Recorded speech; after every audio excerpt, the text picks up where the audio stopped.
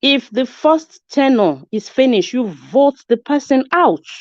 I don't know why we Nigerians, once a leader come in, of course, I understand the power of incumbency before somebody will come and say incumbent power, is a bit difficult and all that. Honestly, I don't see it to be difficult if the people don't want it so.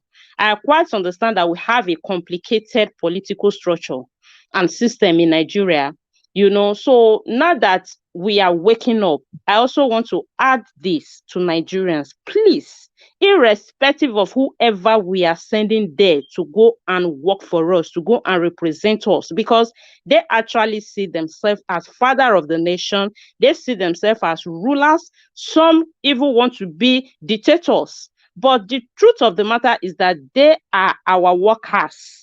We send them there to work for us. We elect them there to represent us. So it's our own duty, it's our right.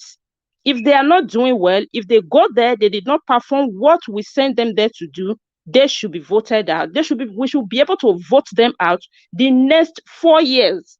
We can't say this person is coming in.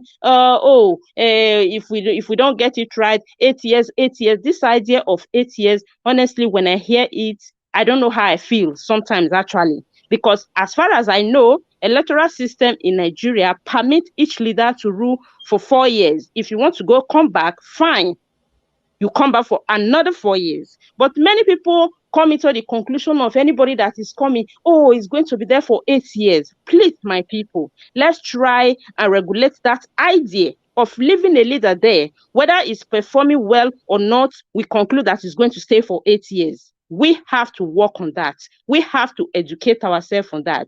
Right now, some people in the US are already complaining about Joe Biden. I don't base in US, I don't know. But some people that I have there, some relations or friends, are already saying that they will not be voting him back. So I think Nigerians should also have this idea. If you think this leader is not doing well, 4 years is coming, election is approaching, make up your mind to vote the person out of that seat and give an opportunity to another person, because the seat of power in Nigeria is not an inheritance, it's nobody's father's property. That Nigeria is for all of us, so we have a say over our country. Thank you all so much. Let's just move on to the next person without wasting too much of your time. Please, my people in the comment section, continue to like the video, keep sharing, and continue to support us as you always do. We appreciate you, or God bless you as you do that.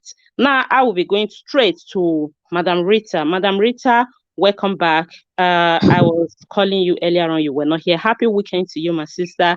And I will be starting with you with a question, do you think this issue of Wike is a distraction, or do you think they want to cover up for people not to realize or notice the problem they have in PDP? They just want us to believe maybe all is well in PDP, or you think it's a distraction for people to focus and be talking more about PDP since they know the revolution of ground? What do you think about it? Okay, and good afternoon. Sorry, I was late. I was quite busy. I probably didn't No, hear that's the all last. right. That's all Yeah, right. the last time I heard was, I think it was. I don't know if it's after I left. Is that somebody else was? That was the last time I was here. Okay. For your question, I think it's part of the videos that you were playing. You see, it depends on what who is on the receiving end that sees this charade that Governor Wike is displaying. And if you're asking my own personal perspective, because I believe we're here to also educate people. So irrespective of me saying this is how I see it, we need to also tell people, like what my brother Israel was explaining yesterday about the games that these people are playing. For me, I would just think it's, I don't want to say it's it will be a distraction for anyone who isn't focused on the OB mantra. It will be a distraction for anybody who is not focused, in quote, who is not focused. Because if you are focused on campaigning for Peter the Rock OB, this will just be like flipping the paper and going to the next page, because it's nonsense. I don't know. I don't know if you say what the people of the PDP members or the people who don't like Wiki are trying to give us a different picture or narrative about Wike, I will still go back to say, if you are very focused, all these games will not be a problem to you. For me personally, it's just a flip for the next chapter. And the next chapter of our life right now is to make sure that we educate and inform the people as best we can and support as best we can to make Peter the Rock Obi the president of Nigeria. That's just it. Because I said yesterday, what Wike is going through with the PP is just a family quarrel. It is just a family quarrel. They will all settle, they'll go sit down on closed doors, and then they'll talk about their interest, and they'll make a deal, and they'll come back smiling and take the picture, for the guy, for the Instagram. Let me put it that way. So it's I don't know. It's just, for me, it's actually disturbing us. They're wasting our time. Well, not my time, because I don't even give them so much attention. That's the answer to your question, my sister.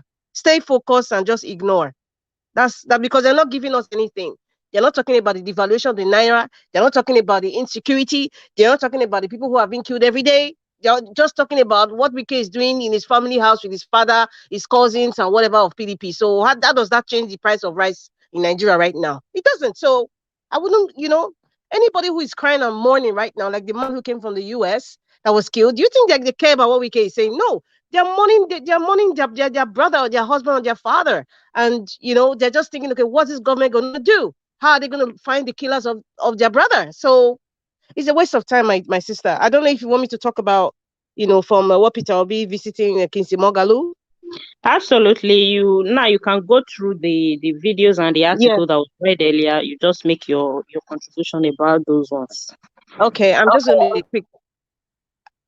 Hello? Yeah, go Hello? ahead. Okay. As for Peter Obi's visit to Kinsey Mogalu, there's something that they usually say. They say salutation doesn't mean love, right? I mean, it's okay. I mean, visiting the guy. I mean, Peter the Rock visiting Kinsey Mogalu is fine. It's all in good faith and it's a good move. I would say that's a good thing. I mean, the man is so humble. I'm sure even the people who accuse him of ABCD, he will still go and visit them, and with all due respect. But salutation doesn't mean love. Salutation doesn't mean I support you. They're just trying to be civil, because Peter Obi is a gentleman. I could see that. And he's just being civil. And I think Kingsley Mogalu is also playing, being civil too. You know what? What I don't know. Maybe it's an African thing, or it's just a Nigerian man thing. We love, it's not just Nigerian men. I just think it's something about Nigeria. We just love to be recognized. We just love titles. We just love to be seen. Kingsley Mogalu, all this while, the eloquent speech and the good stuff he said about, the good words, not stuff, he said about Peter Obi and how the possibility of working with him and blah, blah, blah. What was preventing him from saying all these things prior to today? What was it? Was he looking for the visit before he spoke what he's saying? Was he looking for accolade? Was he looking for recognition? I don't know. I just don't know, because right now, Nigeria is in their strait, and anybody's personal aggrandizement or anybody's personal, I don't know how to explain it. What they personally love right now should be put aside and rescue Nigeria. Peter Obi has put down his pride. Like, you could just see him in. He exhumes. He doesn't have pride around him. You could just see the man and just hug him without even feeling that you are, when he's dirty or you're dirty. I could feel it even watching it from the screen. He's that kind of man. His humility is just, it's new in the eyes of a typical Nigerian leader. It's very new. And I think that's what everybody is. We're seeing something fresh. Anyway, that's a good move. And we shall see on the day of reckoning if Christy Mogalu's words would match his actions so far. So I'm not going to say much about that. Now, I think what resonates Nigerians to Peter Obi is because he was able to explain some of the core issues hurting Nigeria. I repeat, hurting Nigeria, because we're all in pain as a nation and as a people. And he has given examples how he has tackled these issues. And that has identified with a lot of Nigerians, including me. It has. And for sure, I think being an activist, I think his mode of communicating, it doesn't have to be the same. I mean, that's what makes us dynamic. It doesn't have to be the same, but he has not been able to deliver the issues with proven solutions, to Nigerians, the way Peter Obi just did. And, to some extent, I think Shore, he keeps getting it wrong. He's even arrogant about it. I know, it would be like, oh, in the spirit of activism, this is how you speak. And someone like former governor of Edo State, he talks like that. Sometimes he forgets himself and just spill what he's not supposed to spill, or even the tone. And I think Shore has been getting it wrong over the years. And that's why I think it seems like a shock the way Nigerians respond to Peter Obi compared to him. And that's why he came out crying like a child. I think his actions were quite childish. And he wasn't really talking about the core issues about Nigeria, but just attacking. That just I just kind of lost some respect. I have respect, but some respect just got lost with Shore. Anyway, that's just about it. As per Obi's speech, there's one thing that resonated with me. He said something in the lines like, "Your job begins, um, Nigerians. Your job begins when we win." It's not just saying Peter the Rock Obi or Amedati or shouting now, but what happens after they get to Aso Rock Villa? What happens? It just our responsibility doesn't just stop by saying or singing all the songs of Peter or Bio, but it starts when he gets there. That's where it starts. And I think he was I think what that meant was we all have to take part in getting Nigeria better. We all have to all hands should be on deck. For example, when brother Elvis went to Nigeria, when he was coming from Dubai, I think early this year, and then they were charging for the trolley, I think it was 2,000 naira. And there was a signboard that said 500 naira. He was the only one that took it upon himself to say, why are you collecting 2,000 naira? Can you explain to me what the sign says 500 naira? And then because he spoke out, and then everybody decided returning the money they were collecting, previously, the 2,000 naira. That is an example of taking charge of your country, speaking out. If police is saying bail is free right there, just right there, but we all know that bail is not free, why can't we action it? Because I always say the electorates are more than the people who actually implement these laws. We are more than these people. So if we know what is right and the people who are supposed to be implementing it do not know their left from right, then we should steer them align them again, align them into the right direction. So, leadership begins with all of us. It's not just Peter Obi. It's all of us have to take a part. If they're taking bribe, we insist and say no, and everybody will join you. If you land Nigeria and you see what the immigration officer is doing or is asking you for money because if you know you're right and you know that what you're doing was right, you should be able to speak up, and all Nigerians should be able to, follow you up and say, hey, this man is speaking the right thing. Why are you Yeah. treating this man this way? We should I'm sorry that I have to interrupt you. I'm so sorry. yeah. No, it's okay. I will agree with you. Because of impatience, Nigerians cannot wait for anything, so they like to buy themselves out of it so quick. For example, you're talking about if immigration is trying to intimidate you, the police and all that. Everybody just want to pay money and quickly move on. That's the mindset of Nigerians. Like you referenced to me when I was coming from the Dubai, a trolley that's supposed to be 150 naira. They asked me for two receipts, 1,500 naira for a porter and another receipt for 150 naira. So I have to raise alarm, and everybody they started, they refunded everybody's money, but not everybody that can actually do it. That can actually do that, because many of them want to buy themselves through. If police hold you, you just want to give police the money instead of you to spend 2-3 minutes there. If immigration try to obstruct you or hinder your journey, the corruption is just not the government, is everybody. We all must work on ourselves. So I just wanted to support what you're saying. Thank you. Yes, we ought to work on, like you see, stuff like that happens. If somebody writes a complaint, who is in charge? Who even reads the complaint? The comptroller general, if it's not, I think it's Yusuf, the one that just, if you complain about, okay, how much you're collecting in the port, there's no response, down the the algorithm of leadership, from top down down down down, there's a lineup, and nobody is taking responsibility for their action. We should even have a supervisor who even goes to the airport and see how much they're collecting, but no, everybody's just sitting down their air-conditioned office. So I think it's an awakening. We need somebody to awake. A lot of us are asleep. And I'm not just putting just all of, I mean, anybody listening, everyone, including myself, we are all asleep. We should just wake up. It's not just Peter Obi. We should also wake up and take responsibility for our country. Because, and I think it's a kind of lazy way. Let me put it as lazy way of leading ourselves. Is we're lazy mentally. Some Nigerians, if give the information, for example, about migration, they don't want to read, they just want it done easy. They don't want to read the information, they just want it done easily. Or, oh, let me just pay for it. No, you have to read, you have to understand and take action. That's where that I think that's what Peter Obi's speech was actually talking about. And I pray and I wish that it actually keeps talking about what our responsibilities are and give examples. If this man not they do this thing well, okay, you have a right to ask questions. Like when Alex went to when was in Benin, when they were registering for the voters card, and then he was not asking, okay, why is this card not working? How come you only have one card reader or just one staff? And meanwhile, there were like 5 staff probably sleeping or just eating lunch or having tea just in one room. If he didn't raise the alarm, the attention will not be there. So we need to raise alarm. We don't need to get involved. It's not just Peter. We need to get involved. And we need to support somebody who is saying the truth. Because we also have followers.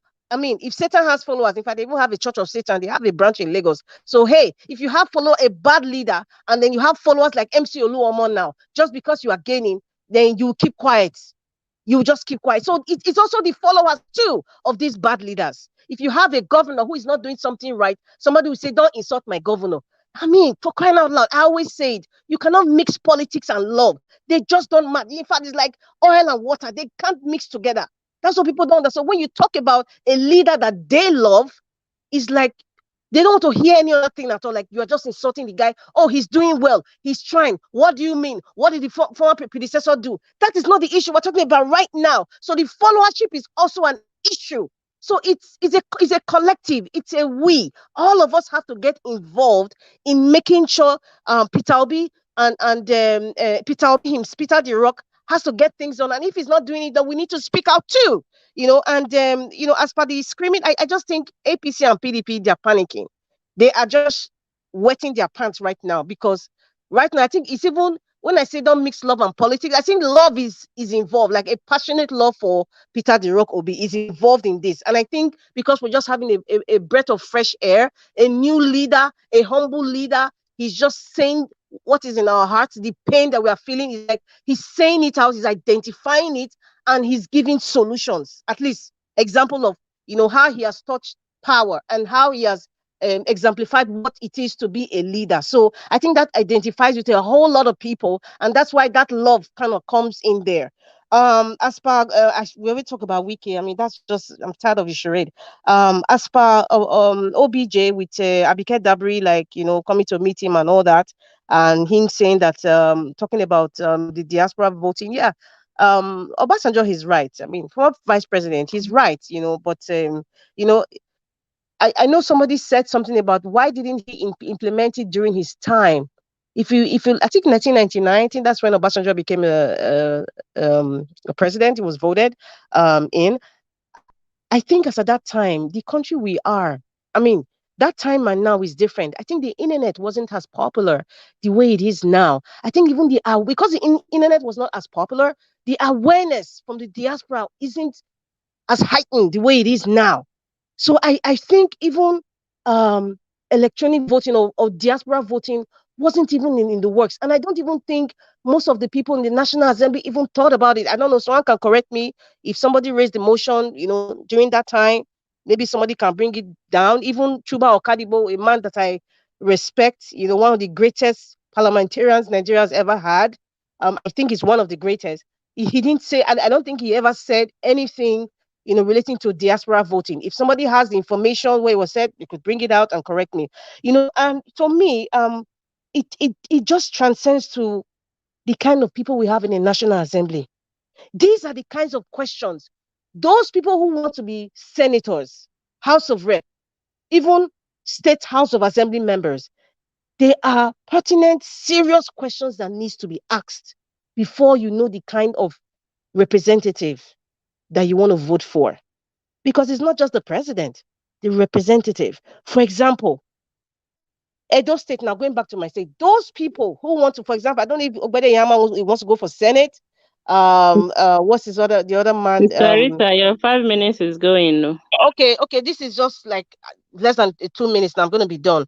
What I'm trying to say now, the questions Nigerians need to be asking, number one, especially those of us in diaspora, who you want to support the Federal House of Rep members. Are you going to pass a bill or support a bill, regarding diaspora voting? That's one. Number two, what about immigration? What are the issues regarding naturalization, being a Nigerian citizen? Because this is what we are facing right now. The borders from the north, people who are coming in and they are voting like 3-4 times. Most of them already have a Cameroonian or a Niger or Chad person already has a Nigerian voter's card as we speak. What are they going to talk about? Immigration and reforms, diaspora voting, local government autonomy, the right of a Nigerian woman, who marries a foreigner, the right of the woman to sponsor her husband to be a Nigerian.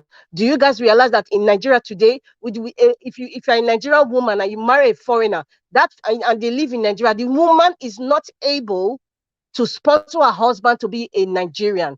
But in the reverse, some of us who live abroad, Nigerian men who have married foreigners, the women were able to sponsor them to even be citizens of that country. Why is that not replicating in Nigeria?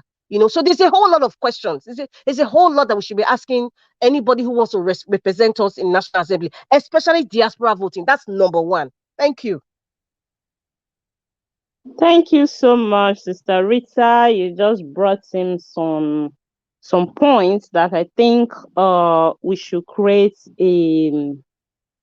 as in a space for those questions actually, because you're absolutely right. There's a lot of things to deliberate on. Some people, we always say that when we are electing our leader, we shouldn't wait for them to get into the office before telling them what we want or demanding, better still, of what we want them to do for us. So you just highlight some important points right now that I think the government actually have to work on those things, and we actually have to discuss it right here, because one more point that make us to know that the media and internet is doing a great job is what OBJ has just came out to say, and he actually supporting the diaspora voting because they know we are clamoring for this, and for somebody of his caliber to come out and endorse it,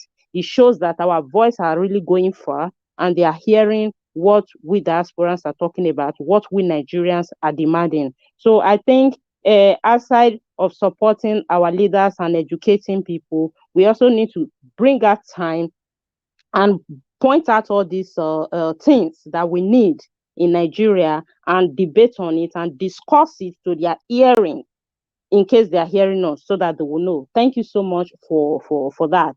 Before I go to the next person, I want to thank the people in the comment section once more. Thank you all for your patience, for always being there with us. Please keep liking, subscribe if you have not, hit the notification bell to be notified anytime we are on air.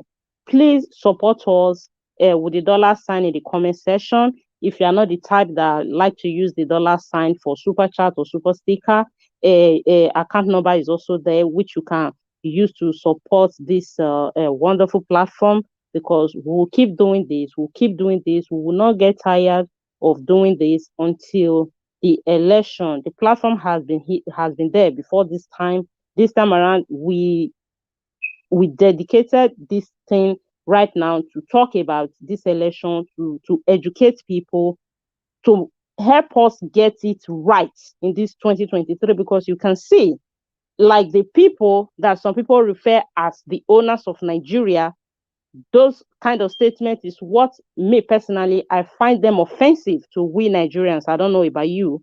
For somebody to say some certain group are owners of Nigeria, according to them, they are saying that if we get it wrong this time, I pray that Nigeria doesn't become a disaster. Of course, it might lead to that. So we're here to try our best to see how we can get it right. So please try and support the platform to encourage us to continue doing what we are doing. It's not easy. The owner of this platform is keeping this thing, this broadcast coming from Nigeria. The connection is direct from here, from there. Though many of us are connecting from the diaspora, is not an easy thing. Support as much as you can. Thank you so much, by any which way, by liking, by sharing via super chat or the account number that is there to keep it going. Thank you all so much. That being said, let me go straight to Mr. Two Niger without wasting too much of your time. Good evening, Mr. Two Niger. Thanks for joining us this evening, and happy weekend to you. So it's your turn. I will leave the floor for you to make a contribution, or 5 minutes. And before that, Mr. Moriye, I see you right there. Thank you for joining me this evening. I will get back straight to you after Two Niger. Over to you, Two Okay, my Niger. beloved sister. Yeah, thank you. Good evening to members of the panel and people in the chat. I'm glad to be part of this conversation. I think some speakers have really spoken very well. And yeah, I agree with most of the stuff. It's just clear that everybody wants the best for the country. So my take, because you know I always like to talk about the overview of some of these things. Because it's very, very important that we understand the context that we are operating in. Because if you are pushing against an elephant and thinking that you are pushing against a sheep, it may be wise to understand what we are up against, so that we have a perspective of what we need to do to free ourselves from the situation we are fighting against. So I like to go from the point of view of, okay, let me start with some of the stuff people have said about Wike and what Obasanjo talks about. And I agree with the speakers that have said that Obasanjo, his time was a bit different from now. And that can, you know, it can mean that, okay, you can, the timeline, that time wasn't, you know, the opportune time to do things like that. So that the timing affects it. So that makes sense. In terms of when some of them talk about restructuring the country, most of these leaders, when they are in office, they don't do it. Then when others come in, then they say the other person should have done it. That is also something that is not often, I don't like that people that do that when they are in office, when they didn't do it and they go and blame other people for not doing it. But restructuring one, anybody could have done it. That's what I believe. That said, I also understand that they have more pertinent problems. Nigerians are suffering. You have to deal with all those things. So that is something that we can also look into. All that said, in terms of all those things, I feel like we can't, anytime we try to solve any problem, somebody says restructure. For me, I feel like that's an excuse for inaction. Because you can't, like an example is that you can't be in a house, somebody's breaking into your house, you say you want to dispute with the landlord or resolve dispute with the landlord about the issue that you're having with hiring security guard or not. That is not how it works. You deal with the problem, then you move on. When some people say Nigeria cannot move forward, we can't do anything, we will never support anything in this country until you give me the ring and we are fully married, I'm in love. That's not how nations work.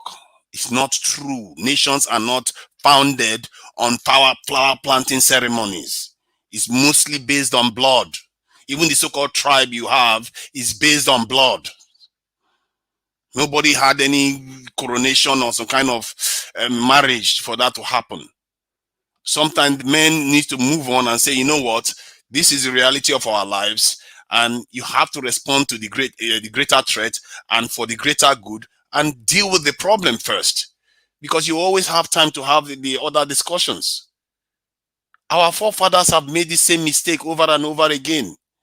Anytime I hear our men start talking about restructuring, otherwise they will not be able to do anything, and damn to hell with everybody until they get the perfection that they need, I was like, you don't know that life is never clean. Life, the challenges you face, you have to set some things aside. I am one of those people. Everything I've experienced in Nigeria has been extremely frustrating. My life has been made hell. The reason why I still push is because I don't want our people to go extinct. This life is not here, doesn't owe us a living. If you don't do what you need to do, yeah. If you think because Nigeria is doing it, our population is doing well now, things cannot get bad. It can. Last year, Ukraine wasn't at war. Today, they are. The world can just switch like that on you. And we've seen it happen over and over again to our forefathers. And they were asleep on the wheels. They didn't wake up on time. They sat there 500 years ago. They encountered Europeans. None of them bothered to make a gun. Mr. None. Tunai, sorry for coming into your space. Were you here when videos were played and articles were read? No, I wasn't. Oh, I can see that. Why? Because I can see you are somehow out of the topic. You are hitting us on restructuring. We have 5 topic we're deliberating on. Let me say 4 because the other one is quite related to the other. Do you want me to make a recap for you? Oh, you can do that. We're talking about Peter Obi visit to Kingsley Moghalu and a hint on issue of collaboration. And Atiku and Wike said he never sued Atiku. And I don't know the information out there where that one is coming from. So that video was also played where Wike was explaining that. And the speech that Peter Obi made yesterday in the conference that they hold, I don't know if you have watched the video. We also played that where he was addressing Nigeria and Obasanjo speaking and declaring his support for diaspora voting. What do you have to say about this? On diaspora voting, I support it, and I think it's a good idea that he supports it too. On Moghalu working with Peter Obi, good idea. And is there anything else that you addressed? Yeah, if that is the case, I've said all those things. Those things are very, very basic to me. The kind of stuff, because when people work together, it's a good thing, isn't it? It's very obvious. I'm just narrating what I feel is important for people to understand with what we are facing here. Because if we don't know the challenges we are facing, we are just going to go round and round and keep petting the back of the elephant. I quite understand you, but what I'm trying to do is not to take you too far away from the topic. You can explain certain things that a bit outside the topic, but you don't have to go too far away from the Yes. topic so that others can know exactly what we're talking about. Stick a bit to the topic, but you can move around. You know what I mean? I'm coming back. That's why whatever I'm saying, I'm trying to bring it back to what we need to do towards this election. There's a reason why I talked about security, transparency, and electricity as things that we really need to prioritize in this. These are the that's why I'm building to that, because there is, and I say that the people are the ones that have to make this change, because every other permutation I've looked into means that if your leader is compromised, if your leader is taken out, the dream is gone.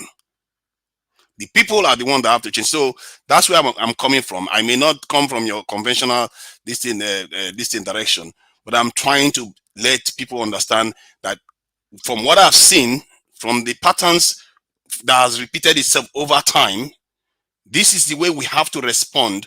Because if we don't respond to the challenge like that, we are just going to be beating about the bush, not understanding where the problem is coming from. Our forefathers, we've been doing it for the last 60 years and we didn't get anywhere. It's not because we didn't have professors. It's because nobody is taking the bigger picture into account. And this challenge is greater than many Nigerians think it is. They just think, oh, let's just get a good leader is going to solve all the problem. It's not necessarily the case, because if they get rid of that leader, that is it for you. Sankara was a great leader. Lumumba was a great leader. Hold on. Somebody unmute himself, please. If you are not speaking, mute yourself to avoid interruption. And if you have a question for anybody, just let me know. Then I will give you time for that. Okay, Mr. Mori, I can see you have a question. I will give you time to ask him the question, but let him land first. Mr. Tunaja, you can continue. Yeah, Sankara was a great leader. Lumumba was a great leader. And but when they are gone, Magufuli was a great leader. The moment he's gone, then the person next to them capitulates. When they capitulate, then they go back to the subservient role again that we have always been playing as a people forever.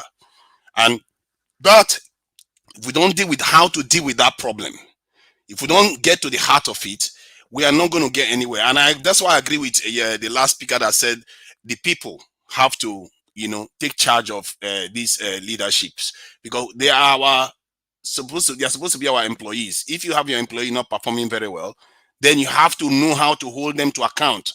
Don't just say, oh, they are leaders and our fate is in their hands. That's not how it's going to be. Even women understand this very well. When they tell you that if they don't see the ring in their hand, they don't consider themselves off the market. The reason why they do that, because they learn that sweet words is not enough. Somebody telling them they are going to do stuff is not enough. You need something more. You need commitment from the leader that says, I'm going to do this, and it has to be specific.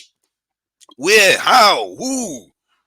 And if you are not so comfortable, take power from their hand and ask them to show you everything. Let them show you where our money is going. Make the accounts transparent. Because if you tell Peter Obi now, make government accounts public so that the public can see all the money that is coming in and going out, and it tells you no, you should get worried. Because there's no reason why you should hide the money that we are paying you are collecting on behalf of the country. It's our money, isn't it? What are you buying with it that has to be secret? If we know where the money is, would ASU be on strike? Because if the professors want to go on strike and they see that there's no money in the account and the money is being spent wisely, would they have an excuse to go on strike for 6 months? They won't. Mr. Tunaija, I want you to take the question from Mr. Mori. Now, Mr. Mori, can you hear me? Well, my sister. Okay, you can go ahead with the question. Yes, Igal is making some. I thank him for his wonderful insight. But in a nutshell, in a word or two, can you tell us what the bigger picture is? Because I know where you're going to. We had a discussion this morning that centered on what your reference point. But can you tell us in a word or two what, in your opinion, is the bigger picture you're talking about? Thank you. The bigger picture problem is that we have not risen our standard to the first world, to become a first world country.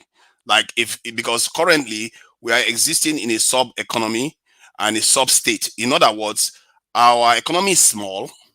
Our state, as in terms of sovereignty, our ability to do things and get our wish done, we are not operating like that at all.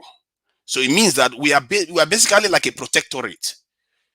Some other countries responsible for our survival, in other words. That is not a good state to be in. And we've considered that state for hundreds of years now, and we've never risen out of it.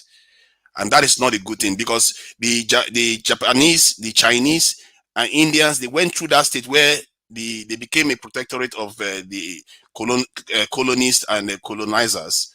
But when they got their independence, within 30 years, they reclaimed their sovereignty. But none of us in Africa did. Nobody can tell India what to do today. Nobody can tell China what to do today. But we still remain subservient. That is the greater challenge we face. Because if we outsource our survival to any group, we forfeited our right to survive. That's what we need to, that's what the battle we are against. Because this war and this struggle, the world operates on a racial line these days, or in big blocks. That's how they operate. And Nigeria is a big block in Africa. If Nigeria does well, you will see how quickly it will stimulate growth around these African countries. And African countries are beginning to realize that now. It's a shame Nigeria seems to be lurching backwards. So that is our challenge. If we want to confront it, and what I find is that whenever our leaders show up that has a vision, they find a way to destroy that leader. Either through the people, or through assassination, or through one thing or the other. Do you know how many black leaders have died in the last 2 years? Either from when they've been in office, either from assassination, coups, or illness, mysterious illness. Do you know how many? More than going to 15 now. That is very unusual. Some of them murdered in their own homes. Mr. Tunaija, sorry for coming into your space. And what do you think is the cause of that? And what do you think is the remedy for it? The cause of it is because we are being very weak for a very long time. We don't have that's a prerequisite level of security. We don't have it. And other groups have it. Europeans have got their own, Asians have got their own, Indians have got their own. But we as black people, we never had it. We don't have one nation on the continent that can defend the country from the black people as a race from any external danger. So we don't have it, and it's only many people are hoping that Nigeria will be the first to do that. Nigeria builds weapons and all the rest of it, but we still haven't gotten to a point where we can say we are truly sovereign. So to deal with it, we need to get to that point. This is why I keep hacking on that we need to wake up and defend ourselves and become truly sovereign, because we are competing against France on the continent right now. We are competing against America on the continent. The US Secretary of State went to South Africa the other day to tell South Africa that, you know what, stop supporting Russia so closely, stop supporting China. The South African, the lady was like, you can't tell us what to do. We have to be able to support whoever we like. Your enemy is not our enemy. And these things that you see from South Africa, you see it from Uganda, you see some from some countries that are trying to break out of this. But the problem is that they can say this all they want. The people are not following them. They don't have enough security to back up what they are saying. The only reason why South Africa can say it because they have a lot of white population there. That white population is their saving grace. If you do that, if a Nigerian leader does that, Buhari goes and talks to them like that, good luck to Buhari. That's why it's always nice to them. Buhari was calling for them to come into our continent, inviting foreign bases to come into our continent. Do you understand? Can you imagine the difference between how our leaders behave compared to what China did recently? One person. This is an important point. One person visited a territory. Hold on. You don't tell me the space to go in. I am moderating. You are taking us too far away from the topic, and I'm trying to bring you back. I never wanted to say this. Cutting me to tell me it's an important topic. Of course, everything you are saying is important, but you should also understand me that I am trying to coordinate the program around what we are discussing. Because I know that what you're saying are important, but you are obviously diverting so far, which I told you before. That is why I'm trying to give you questions that can bring you back to what we're talking about. Okay, right now, I want to ask you a question based on what you are talking. Now, you said most African leaders that have always had vision, they are being eliminated or one way or the other. I want to ask you, in this 2023 that is coming, obviously, everybody is saying that this one is not going to be the way every other election used to be, based on how everything is going. I want to ask you, out of the people that are there right now that are fighting for these seats, who can you tell me that you actually have that vision, that you kind of have a fear of probably for history not to repeat itself? Did you see any with a vision according to your idea? Because I see that in this platform, sometimes you have a kind of idea that is a bit different from so many other people, or you talk things that is a bit different from what other people are saying. Who do you think is that leader that probably you are a kind of being scared of? Okay, this person can get it right, but let history not repeat itself. Can you tell us if you think there is any? The only person that comes close to being able to, that touched on this, as a matter of fact, it's just two people that touched on the need for sovereignty, is the man that everybody likes to call crazy, Tinubu, and this thing, Peter Obi, that mentioned recruiting this thing, 1 million district police, but he never said that for the military, which is where the key, that's the key. But we don't know. If he can say that for the police, he could say that for the military too. So we don't know. These are the kind of things we want to be hearing from our leaders. If he starts saying, you know what, we want to be a sovereign nation, we need to be able to defend our territories. You know, I saw the NSA chairman, this in I think Director General, I don't know what title they call him, and the police Inspector General gave a press conference about 3 months ago. They literally told us they cannot defend our borders. They told us that they have to be rationing police from different parts of the country to help us put out fires all over the place. This is not how you keep a nation together. This is not a nation. Like I said, we are operating like a protectorate. Like these people are caretaker governments awaiting the return of colonizers. That needs to change. And this is why I say Peter Obi so far, he talked about 1 million, and the Agbado guy talked about how many 500 million. He faded when he wanted to talk about it. But the fact that he touched on it, and if you look at the way Tinubu behaves, he takes his personal security very seriously. And I like leaders that do that. And Peter Obi sometimes plays with his personal security. It's almost as if he doesn't value his life, or he doesn't value the people he represents. Because Okay, if right now, anything happens to him, God forbid. are you saying now that, for example, with all the candidates we have right now, the person that you see is speaking about is taking the security issue in Nigeria more serious? Are you saying it's Tinubu? In terms, I wouldn't say he's taking it more serious. He just mentioned it once and disappeared with it, so I wouldn't call it serious. But Peter Obi actually talked about it from the point of view of a debate where they were asking questions. He talked about, if he needs to, he can hire 1 million police officers. So from that point of view, he's ahead. We don't know what the others are going to say.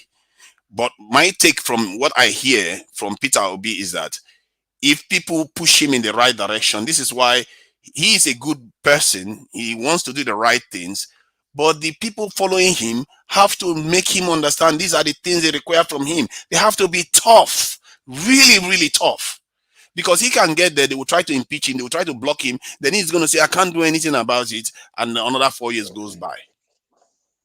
We are still in the same state that has not changed. We don't have power. We don't have all those things. Because the House of Assembly, we keep talking about holding him accountable. There's also the House of Assembly, the Senate. These are people that live in our areas. We can hold them accountable too. When they will come back home now for Christmas or something. When they come back, we hold them accountable. They have family members in our towns. That's how we can start holding these people accountable. Like for me now, I just hope one day, if we have to put money together, whatever we need to do, we bring the NLC president here, because these people represent millions of Nigerians and they offer their support to different parties. Then we make it clear to them, these are the kind of things you need from these leaders if you want to get support from them.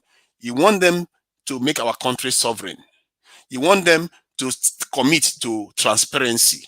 You want them to commit to generating giving us electricity, lighting up the capitals of the country with mobile power plant for the next 4 years while the national grid is being healed.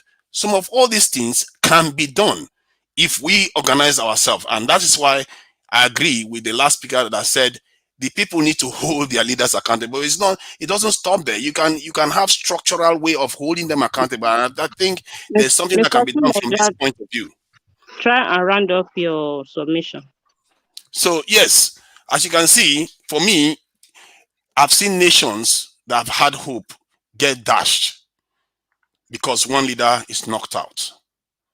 And that is not a good thing. And I hope that we start taking our threat assessment seriously, because that's the mistake our forefathers have made. Right now, we are like a prey being swallowed by a python, slowly, one step at a time. And we don't notice it because it's happening in slow motion. We have to take our security seriously. Peter Obi has to be protected. He can't just be walking around.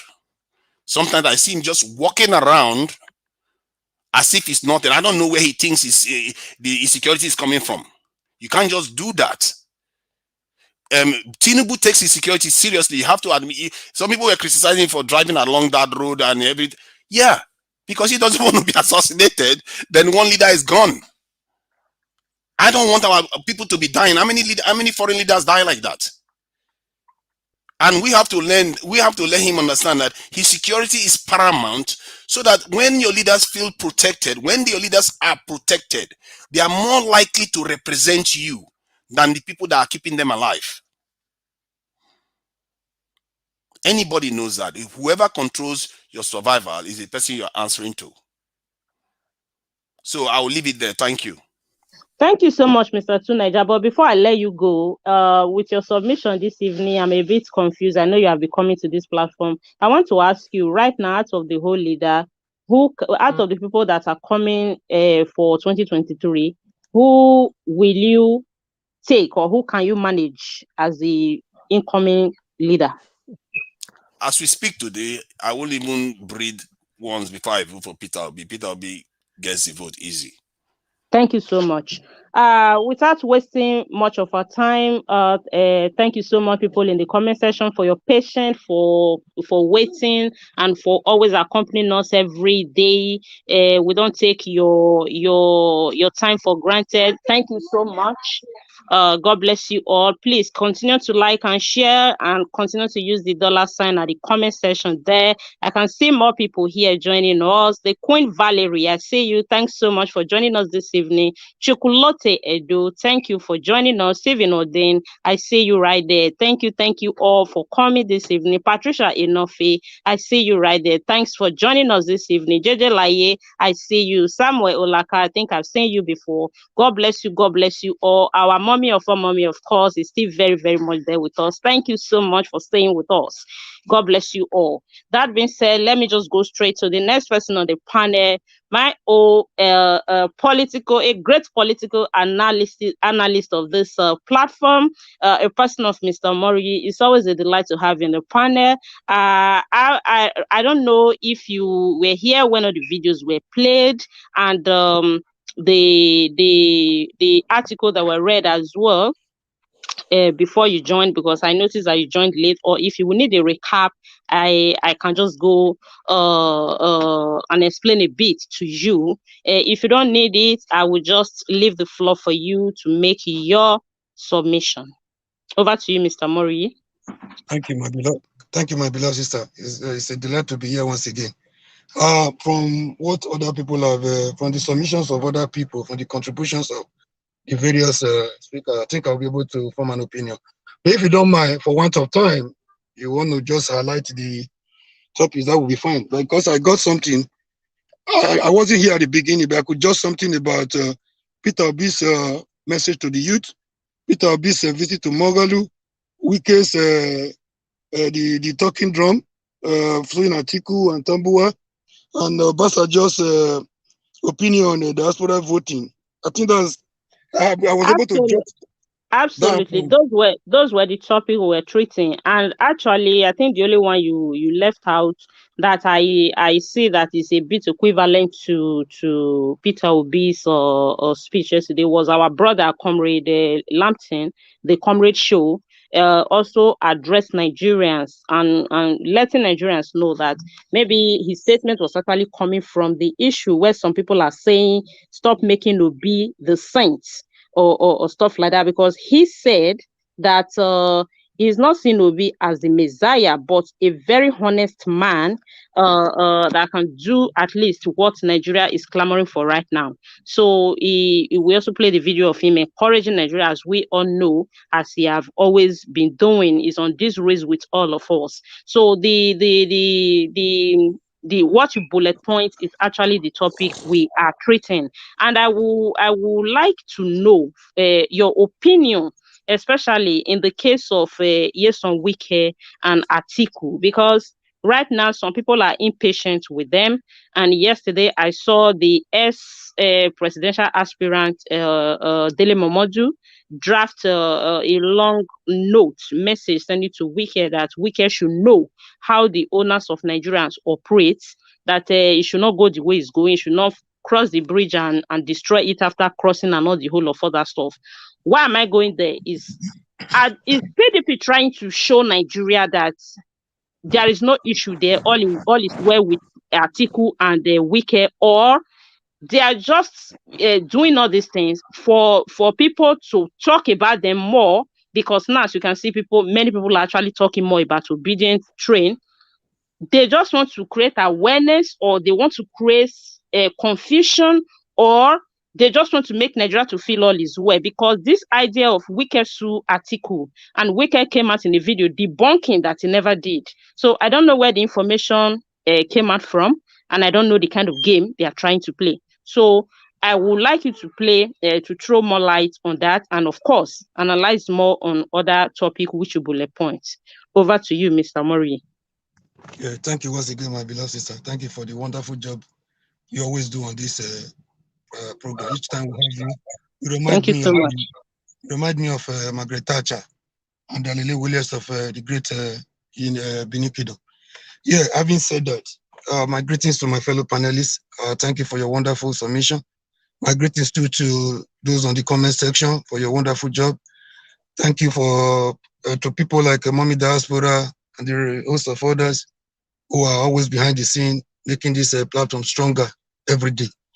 Having said that, I want to ask a question, Ma. Was there anything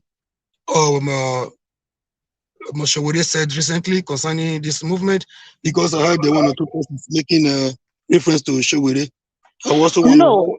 What actually brought in Sowore issue when Mr. Elvis was showcasing the video about the visit of Peter Obi to Kingsley Moghalu and the hint on an issue of collaboration and all that the visit and the discussion was fruitful. So Elvis was not emphasizing on that, saying that this is one of the reasons that it reminds him of Sowore. If Sowore can also work with the movement, that would be nice. But some people saying that they would like him to be chairman of EFCC and all that.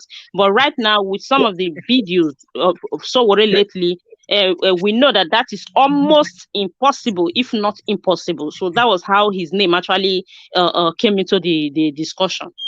All right, thank you, Ma. Thank you very much, Ma. Thank you.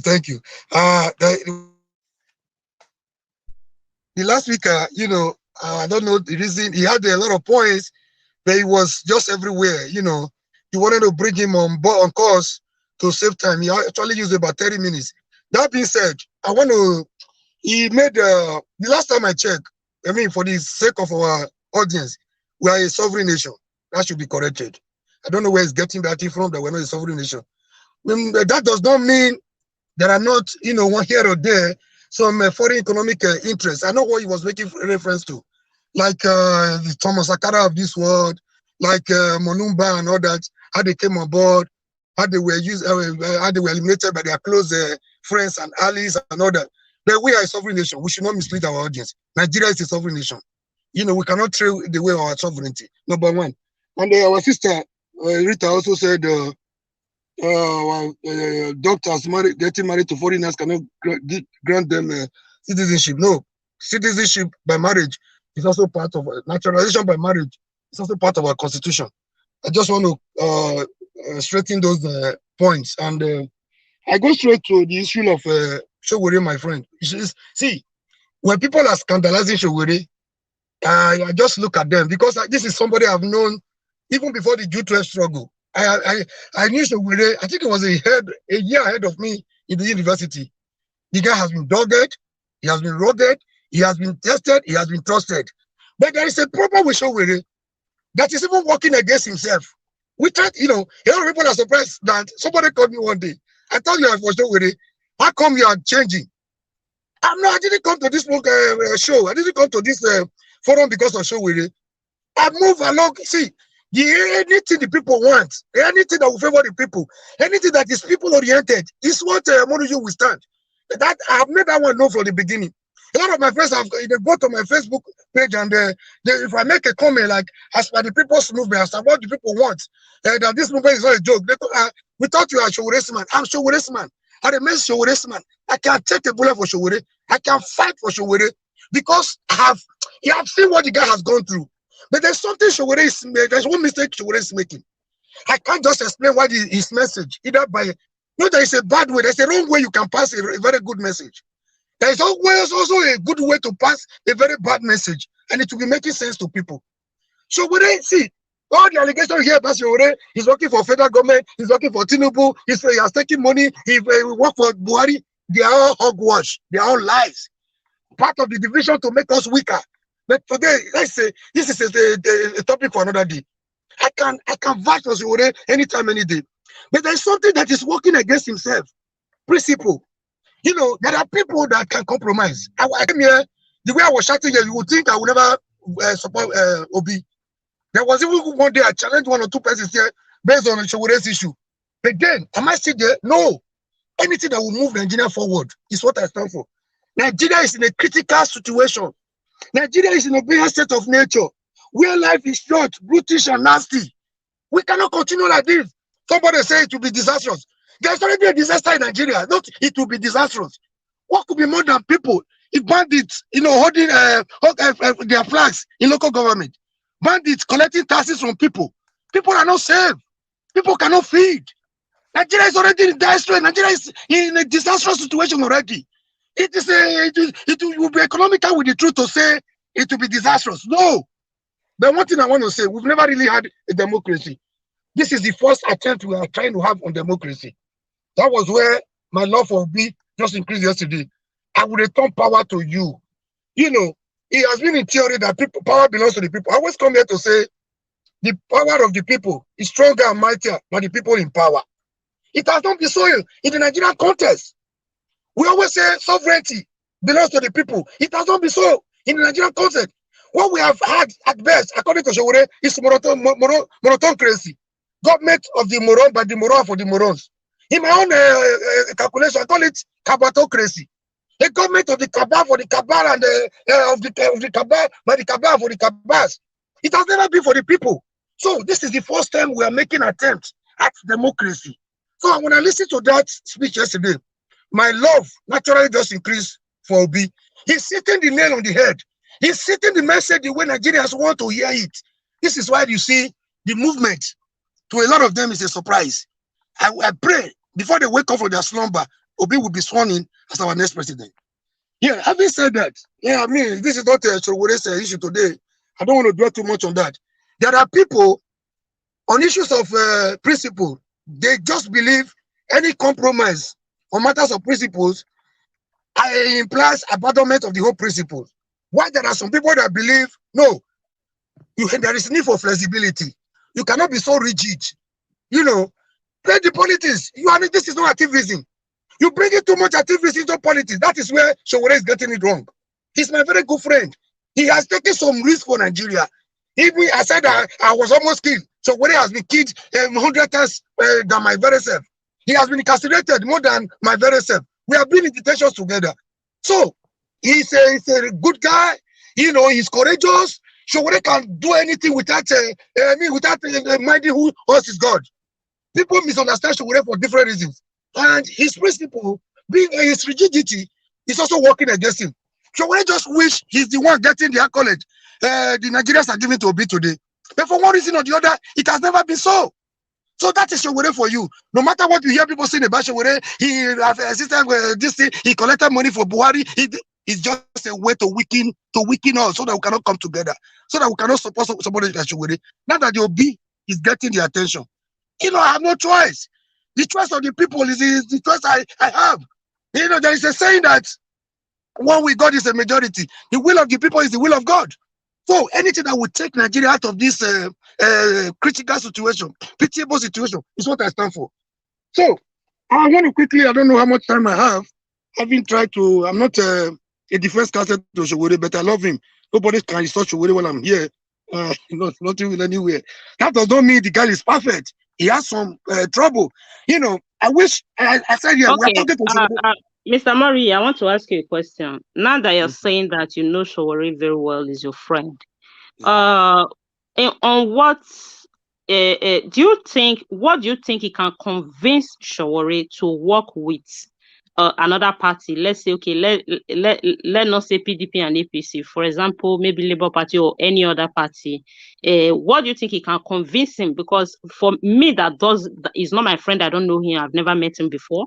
Seeing him from afar, I see somebody that is so how do I describe it? Somebody that is so full of himself. He believes so much in his own idea. He believes it's only this idea of a kind of it's only me that can do it. Nobody have the kind of idea that I have. So what do you think he can convince that kind of a person to work with other people if his party fail to get to power? Okay, I think I've already touched a bit on that. Whether Showore is convinced or not, it does not stop the people's movement. Showore is just one man. He has a good followership, but then no man is an island. No man is invisible. We need each other. That was why I thought of rigidity. I said there's something he's doing that is even working against himself. I wish Showore could just read the kind of people, the environment he is. He has led the activism environment now to the political environment. And politics is a game of number. You need to work with others. You need to build bridges across the IU to be able to achieve your aim. So you cannot do it alone. If somebody is losing a close friend like me, it's not losing me to anybody. It's losing me to what the people want. What the people want is what I want. For me, so this people movement will have been able to convince me without wasting time to join the people, because we believe in one thing. The Bible says two cannot work together unless they agree. If you agree on what Obi agreeing on, what are we waiting for? There is need for synergy. There is need for collaboration. Let's work together for the greater good of the people. This is my humble submission. Therefore, Showore does not see Peter Obi the way we see him. Showore is saying that Peter Obi because he was once in PDP, he won that token of PDP. He won that once a member of PDP is always a PDP. No, he is saying something different. There are people that were in PDP. For example, we infiltrated PDP at the time just to know how they roll. We came to understand that all of them are not actually evil. Why they were planning to assassinate us? Elderly people old enough to be our fathers were giving us information about what they were planning and how we were able to escape. So everybody cannot be in PDP because somebody has been in PDP. He also see Obi as one of the elite that has not been for the people. When it comes to when the chips are down, Obi has never been there for the people. If it takes Obi, God can use anybody to deliver his people. If Obi is the person right now, Moses delivered his children, people of God from Egypt, but he never saw he never went with them to the promised land. If God is using Obi to deliver Nigeria, so be it. So we are different. If I were Showore, by now, I would join the people's movement. This is the same people I'll be fighting for. But I'm not Showore. Okay, there's another thing I have in my head. This is my personal thinking, and I'm not concluding it. Do you think this problem is because Showore is not open for any other position that is not presidency? Yeah, that thing, and each time they tell him to go for councillor, chairman, House of Assembly, he will tell you what is it that those people that have been ruining our lives have that he doesn't have. So he believes, that is a matter of choice. He's entitled to his ambition. I cannot change him. So if he wants a presidency, Nigerians are not giving it to him. He can't take it by force. If he try to go the other way, that's one thing I love about him. He doesn't believe in the armed struggle. So he knows the repercussion. It's treasonable felony. So let him continue to try, and he's young. The time is still on his side. He might not get it today. He might be he might turn around someday, even to work with the people. Because if the same people you're trying to save, God has used somebody else to save them. You cannot operate in isolation. You have no option to join the people. I don't think presidency is too big for Showore. But if that is what he wants to do, we cannot force him. Okay, it's like Mr. CM have a question for you. Mr. CM, am I right? I saw that you were raising up your hand. Yes. Mr. Omorui. Sir? No worry. I'm just an apprentice. Anyway, the thing is, are you, for instance, the way you talk, are you in touch with Showore? Like, say, you can phone him anytime or you talk with him? Are you? Showore has been a very good comrade. I will stop it there. Okay. We are close. Okay, yeah. So why I'm saying this is if you can, because the way you spoken, I always like to hear. Whenever I come on this platform, I like to see you speak because I know that you are genuinely saying what is how it should be, not Thank you, playing to the gallery. So what I'm saying is that if you, somebody takes convincing, like the last point you made. Showore's interest is to save Nigeria or save the people. And if somebody else has gone ahead is doing it with you, why not collaborate with the person? You see, like I'm saying, I don't think all of us here will agree that somebody like Showore can be in charge of EFCC. He can still make his name even be more popular than the president if he handles such a post. So he can align his forces. So if you are, what I'm saying, suggesting this is that if you get once in a while you get to him, keep talking to him. He may maybe as time goes on, you never know. As time goes on, he may have a rethink and say, well, it's like my empire is crumbling. Why can't I go to this man and then see if we can make something out of it? People do not hate him. It's just that maybe hasn't got the capacity to command the whole people like the people are doing with P2B. I don't know why. So, but this is my suggestion anyway.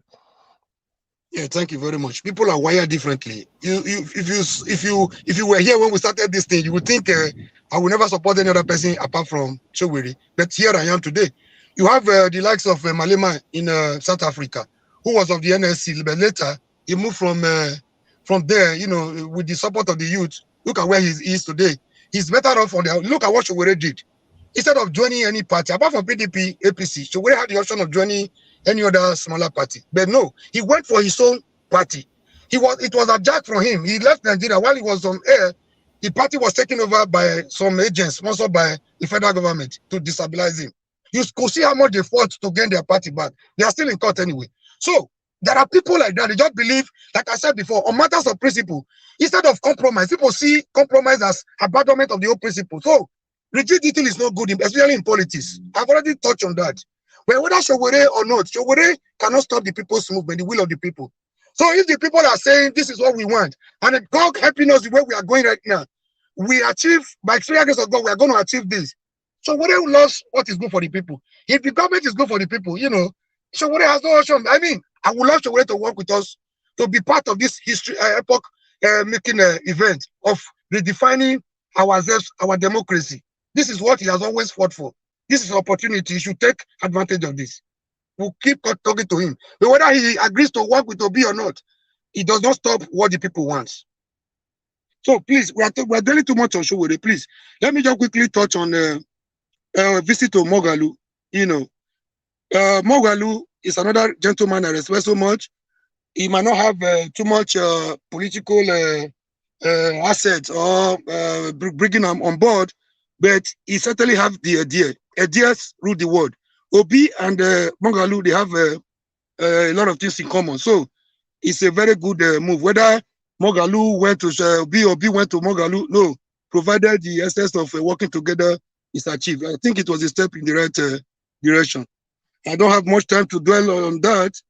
The greater option is to move the country forward. So this is where they have to work together. Even I will be happy to see people like Choweri and every other person coming aboard. A lot of parties will collapse their party for Obi in due course between now and December. Wike taking Atiku and Tambuwa to court, I think it's an effort in futility. Thank God he has come back. He has turned around to debunk that issue. It's even belated. I mean, anything that happened during primary is a pre-election. It's a pre-election matter. So that nobody can even take it to court this time. Whether he wanted to sponsor people, whether the lawyer went to court in their own volition, I think it's an effort in futility. It's not going to stand the test of time in the court. It's going to be null and void, inconsequential, and of no effect because it has been overtaken by event. There is a time limit for pre-election matters. So that one, there's no point wasting our time there. So I don't know what Wike wants. I think I'm not his advocate. I'm not his advisor, but I have spoken on Wike, and we are tired of the drama. This is an election day. We are here. We should expect more from them. So they are playing to the gallery. They are trying to use the people of Rivers, the project, you know, to brainwash the people, to hook the people, to cajole the people once again. I think we have gone beyond that. If you, the same APC you are being blasting, the same PDP APC you called names, the same APC you wanted to rescue Nigerians from, you said PDP was the only solution. Now that you are getting tired of the PDP has been taken away from you. They are even working to make Wike redundant in Rivers. They want to take the structure of PDP away from Wike. That is what Atiku and his team are presently working on. I think Wike is prepared to kill other people again like he did in APC in the last election. So that man should be advised. He has gone back to his, I don't know what it takes that intoxicate him. He stopped for a few weeks and I was very happy. I thought he was strategizing. Little did I know that he was just accumulating them. He has to be careful. He has not started. He was boasting this morning. He has not started. He has not started. When he start? Who cares about when you start? Maybe people of River State and few other people that that see you as a hero. If Wike wants to remain politically relevant, he should see the feelings of the people. He should get the political temperature of the people and fall in line and work together for the common good of Nigerians. Obasanjo talking about voters, diasporas voting. This is the issue we have been fighting for since 1999. Even before 1999, Obasanjo did everything humanly possible to truncate this effort. Now that he's coming to say this will be good, I think, like I said, this is the beginning of our democracy. We are just beginning to have semblance of democracy right now, symbolized by Mr. Obi. I will, it's never too late. And say when you wake up, maybe your money. If the last of Obasanjo are not preaching democracy, somebody that wanted top 10 for himself, somebody that truncated the effort of the diasporas to be able to vote, is not coming to preach what we have been preaching. I think gradually we are getting there. There's a parable in my local palace. When you begin to see pieces of sacrifice on the way, you know you are approaching your destination. Thank you very much. God bless you all. Thank you so much, Mr. Sorry, Mori. I want to ask Mr. Mori a question, if he's okay. Okay, hold on, Sister Rita. We'll get back to you. Thank you so much, Sure. Mr. Mori, for that submission. I see somebody in the comment section saying that you want to join the discussion. I think the link is right there as Chris George. If you're still watching, the link is right there in the comment section. You can click on it. It will take you straight to the panel. Thank you for joining us, Mr. Sister Rita. Sorry. You said you have question for Mr. Mori. Go ahead and ask your question Okay, the before question is, I go to the second round of the panel. okay, Mr. Mori, the question I have for you is, you said OBJ, Obasanjo, didn't want those of us in diaspora to vote, or rather he championed it, something of that nature. Could you give us an example of when that happened?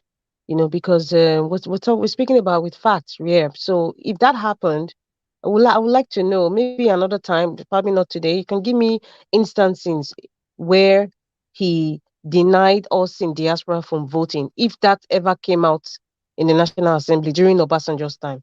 Thank you. And another thing I wanted to correct, you mentioned the section 27 of the naturalization process of if a foreigner being in Nigerian.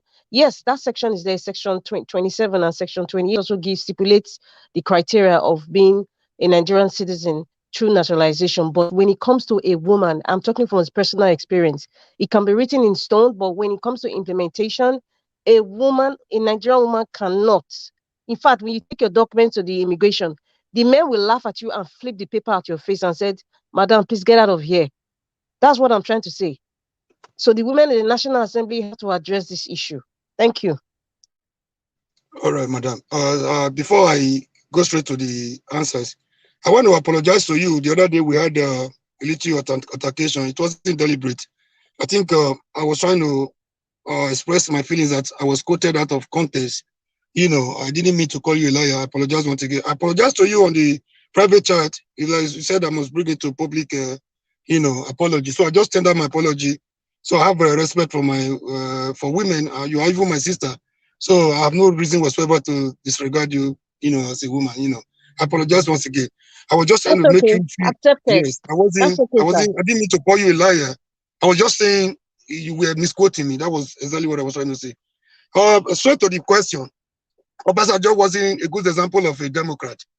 Those in the diaspora fought tooth and nail, I repeat, to respect diaspora. They quoted the number of contribution they have made to national development and all that. OBJ and his party, were not willing because it will not favor them. Don't forget, this man even wanted a third tenure, like I said before. So he has never been a Democrat. That military mentality has always been with OBJ. Now that he's beginning to see, if you want, I will do my research. If you want one or two occasions, he didn't come out openly to say he should not go. But the body language, if he wanted, don't forget this is a man that ruled Nigeria for good 8 years. So what were his contribution? What were his efforts towards actualizing diaspora's voting? This is the point I'm trying to make. That himself and his PDP as a party, before he tore their card, he was the all in PDP. Obasanjo could influence anything in PDP. Obasanjo could do anything. Don't forget, he went as he's the master of a do or die politics. On a public podium, he said that sir, if you lose this election, what will happen? We know it's not a do or die. He said it's a do or die affair. It's a national this thing. The point I'm trying to make that he has never been a Democrat. Not that he's thinking in the tune of the people. I say it's a good development and it's a step in the right direction. I don't know if I've answered your question, man. No, Mr. you didn't Mori, answer the question, sir. I don't think you have answered her question. Her question, I think it was about the women, the marriage between a Nigerian woman and a No, foreigner. no, Sister Irene, that wasn't the question. I was just trying to make Okay, Mr. sorry. Omori. You can let him know your question. Well, I thought you are talking about what is he said that thing is in the constitution. So you wanted Yeah, him to yeah, tell yeah. you. He was But right. that's where I'm going. Yeah, he was right. No, he was right about the constitution. It's actually section 27 about the naturalization. Okay. I just wanted to make a comment on that. I'm saying, in reality, a Nigerian woman cannot sponsor her spouse, who is a foreigner, to become a naturalized Nigerian. That aside, now the question I was asking was, can you give me an instance or a proof? Because he made a comment that former President Obasanjo did not support the diaspora voting. So I was asking, can you give me an instance where he said that, or where it was mentioned during his time in the National Assembly? Because if you make that statement, people need to understand at what point. And you were right about him making that comment of the do or die. I remember very well. It was in the papers. You can even Google it. He said that. But that aspect of diaspora voting, was it ever mentioned during the time of uh, um, OBJ? That's the question. And if it happened, can you Okay, give us another instance where it happened? Thank you. madam, I want to repeat myself by saying once again, OBJ has never been a senator. He has never been in the House of Rep either. But from what we know, from what you and I know, the way OBJ manipulated our INEC and the institutions of state is nothing compared to even the military era.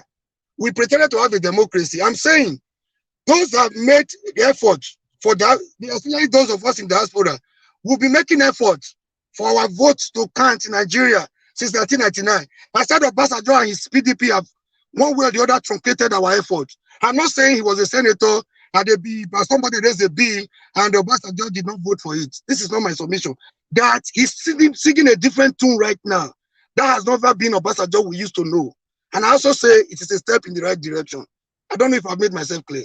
That's Obasanjo fine, and his sir. PDP truncated our efforts for our votes to count. We have been working on this since 1999, even before 1999. That's fine. I don't know if I've All right. answered your Thank question. you.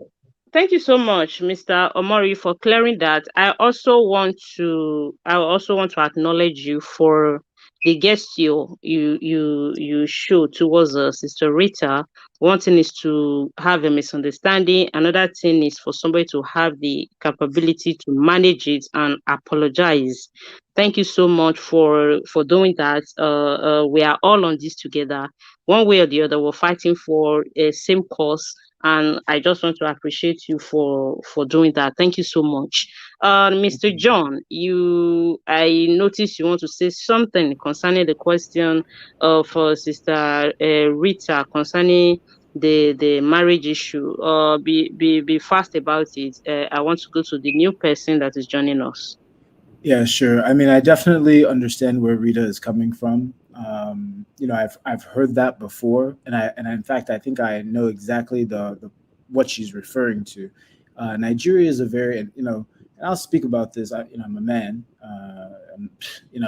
but at the exact same time, I believe in women's rights, and I think very few. Just to be honest, if we're just honest with ourselves, Nigeria is a patriarchal society. It's a society that's dominated by men. There are many societies around the world like that, but Nigeria, because of our culture, because of the different, not the Nigerian culture, but the culture of the various ethnic groups within Nigeria, many of them are male-dominated cultures and male-dominated sort of societal views.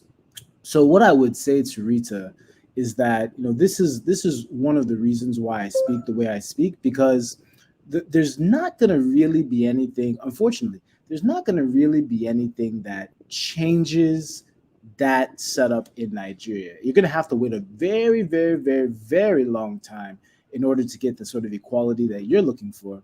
Because remember, Nigeria is a combination of different cultures all put together. And the people who practice, the Sunni Islam and the Sharia law in the north, if Afghanistan is any sort of template, they're not going to really be too happy with women having the sort of freedom of expression that you may think you deserve.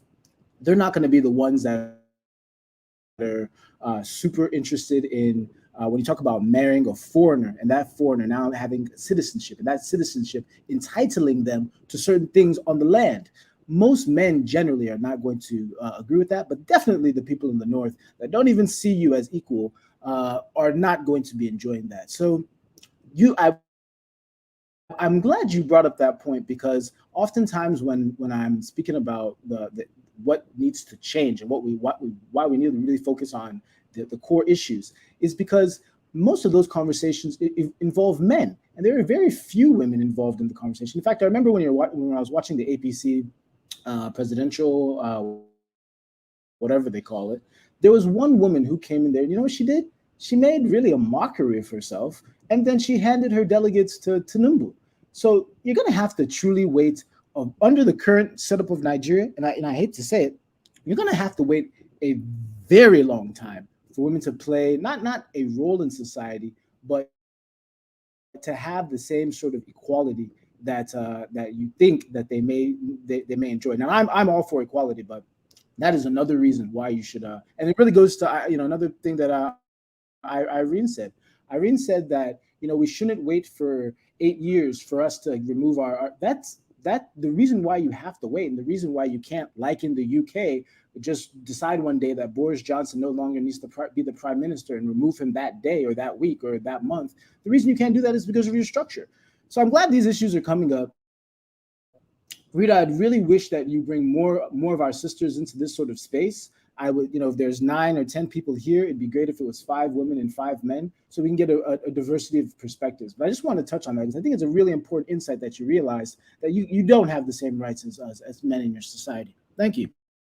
Thank you so much, Mr. John, for that contribution. So, without wasting much of our time, I'll just go straight to, we have 2 new panelists joining us before I go for the second round of the panel to round up the program. Ms. Omoye Corner is here. Thank you for joining us this evening. Happy weekend to you. And Mr. Chris George is here. Chris George, I will come back to you as soon as I finish with Omoye's Corner. Thank you so much, Ms. Omoye. Good evening. Happy weekend to you. It's good to have you. Thank you very much, Irene Finest. As your name implies, greetings to every member of the panel. And apologies, I'm joining late, but I read the title of what today's topic is about. So first and foremost, my own intake and the question that Rita asked, and everybody that has shared their thoughts on it, is a beautiful segue to exactly what I want to touch on. So with regards, first, I'm going to start with Wike. I don't care what happens to those in the other parties. I'm sorry. Apologies to everyone. No disrespect meant in any way. I'm not a tender. So I don't care. Let them eat themselves up as far as I'm concerned. Because it's about time. They should sue each other, fight each other, and strip each other naked. That's what I'm waiting to see. So on that, on Wike, I'm not going to waste my breath on that. The other point is I'll be saying that he's going to return power to the people. This is where we need to be. Now, in addition to that, while we're having this conversation about him returning power to the people, now, I am confident that he's going to win. Okay? I'm very confident about that. How he's winning, I want us to take this conversation to every document that was signed, the disaster that has become Nigeria. We need to see it. We need to know what was agreed upon, because we literally need to start afresh, because the arrangement we've had all these years has not worked for any one of us. And the issue of women, thank you very much, Sister Rita. The issue of women, now, women have no rights in Nigeria. Children are not even seen or considered. It is painful what goes on in Nigeria without anybody doing anything about it. We need to be shouting from the top of our lungs. People, they need to recognize women as human beings with rights and provide the necessary rights for children as well, to protect the children, whatever that is. we need to be having these conversations. Because once Obi gets into power, I know that he has a team of people that will be working with him. He needs fresh people in the House of Assembly, the House of Reps, senators, ministers. We cannot afford to fold our hands and watch these same old people, senators, continue to rip us off. Because even if Peter Obi gets in, there'll be people behind you to ensure that whatever he wants to do for the people does not work. And I'm sure he's aware of that already. But we need to start putting ourselves in strategic positions if we're really desiring to see the future, the bright future of Nigeria that we're all desiring. Now, whatever arrangement is going to work for every region in Nigeria needs to be thoroughly addressed. Nigeria is a country where every land, every tribe has fertile land that can develop itself. We need to be having very, very open conversations about that. There has to be a number of people sitting down and discussing these issues. It might be me, it might be somebody else. I'm just putting the word out there. Because I'm already in front, though. I don't know about anybody else. I'm already celebrating already for the win we're going to get. So this is my own 2 cents. This is what I want us to be talking about as well. And also, we need to ensure that every child understands the history of Nigeria. Of the Biafran man that Fojo and he wanted to take over and all. We need to know. Because if you ask the average Nigerian today, they have no idea.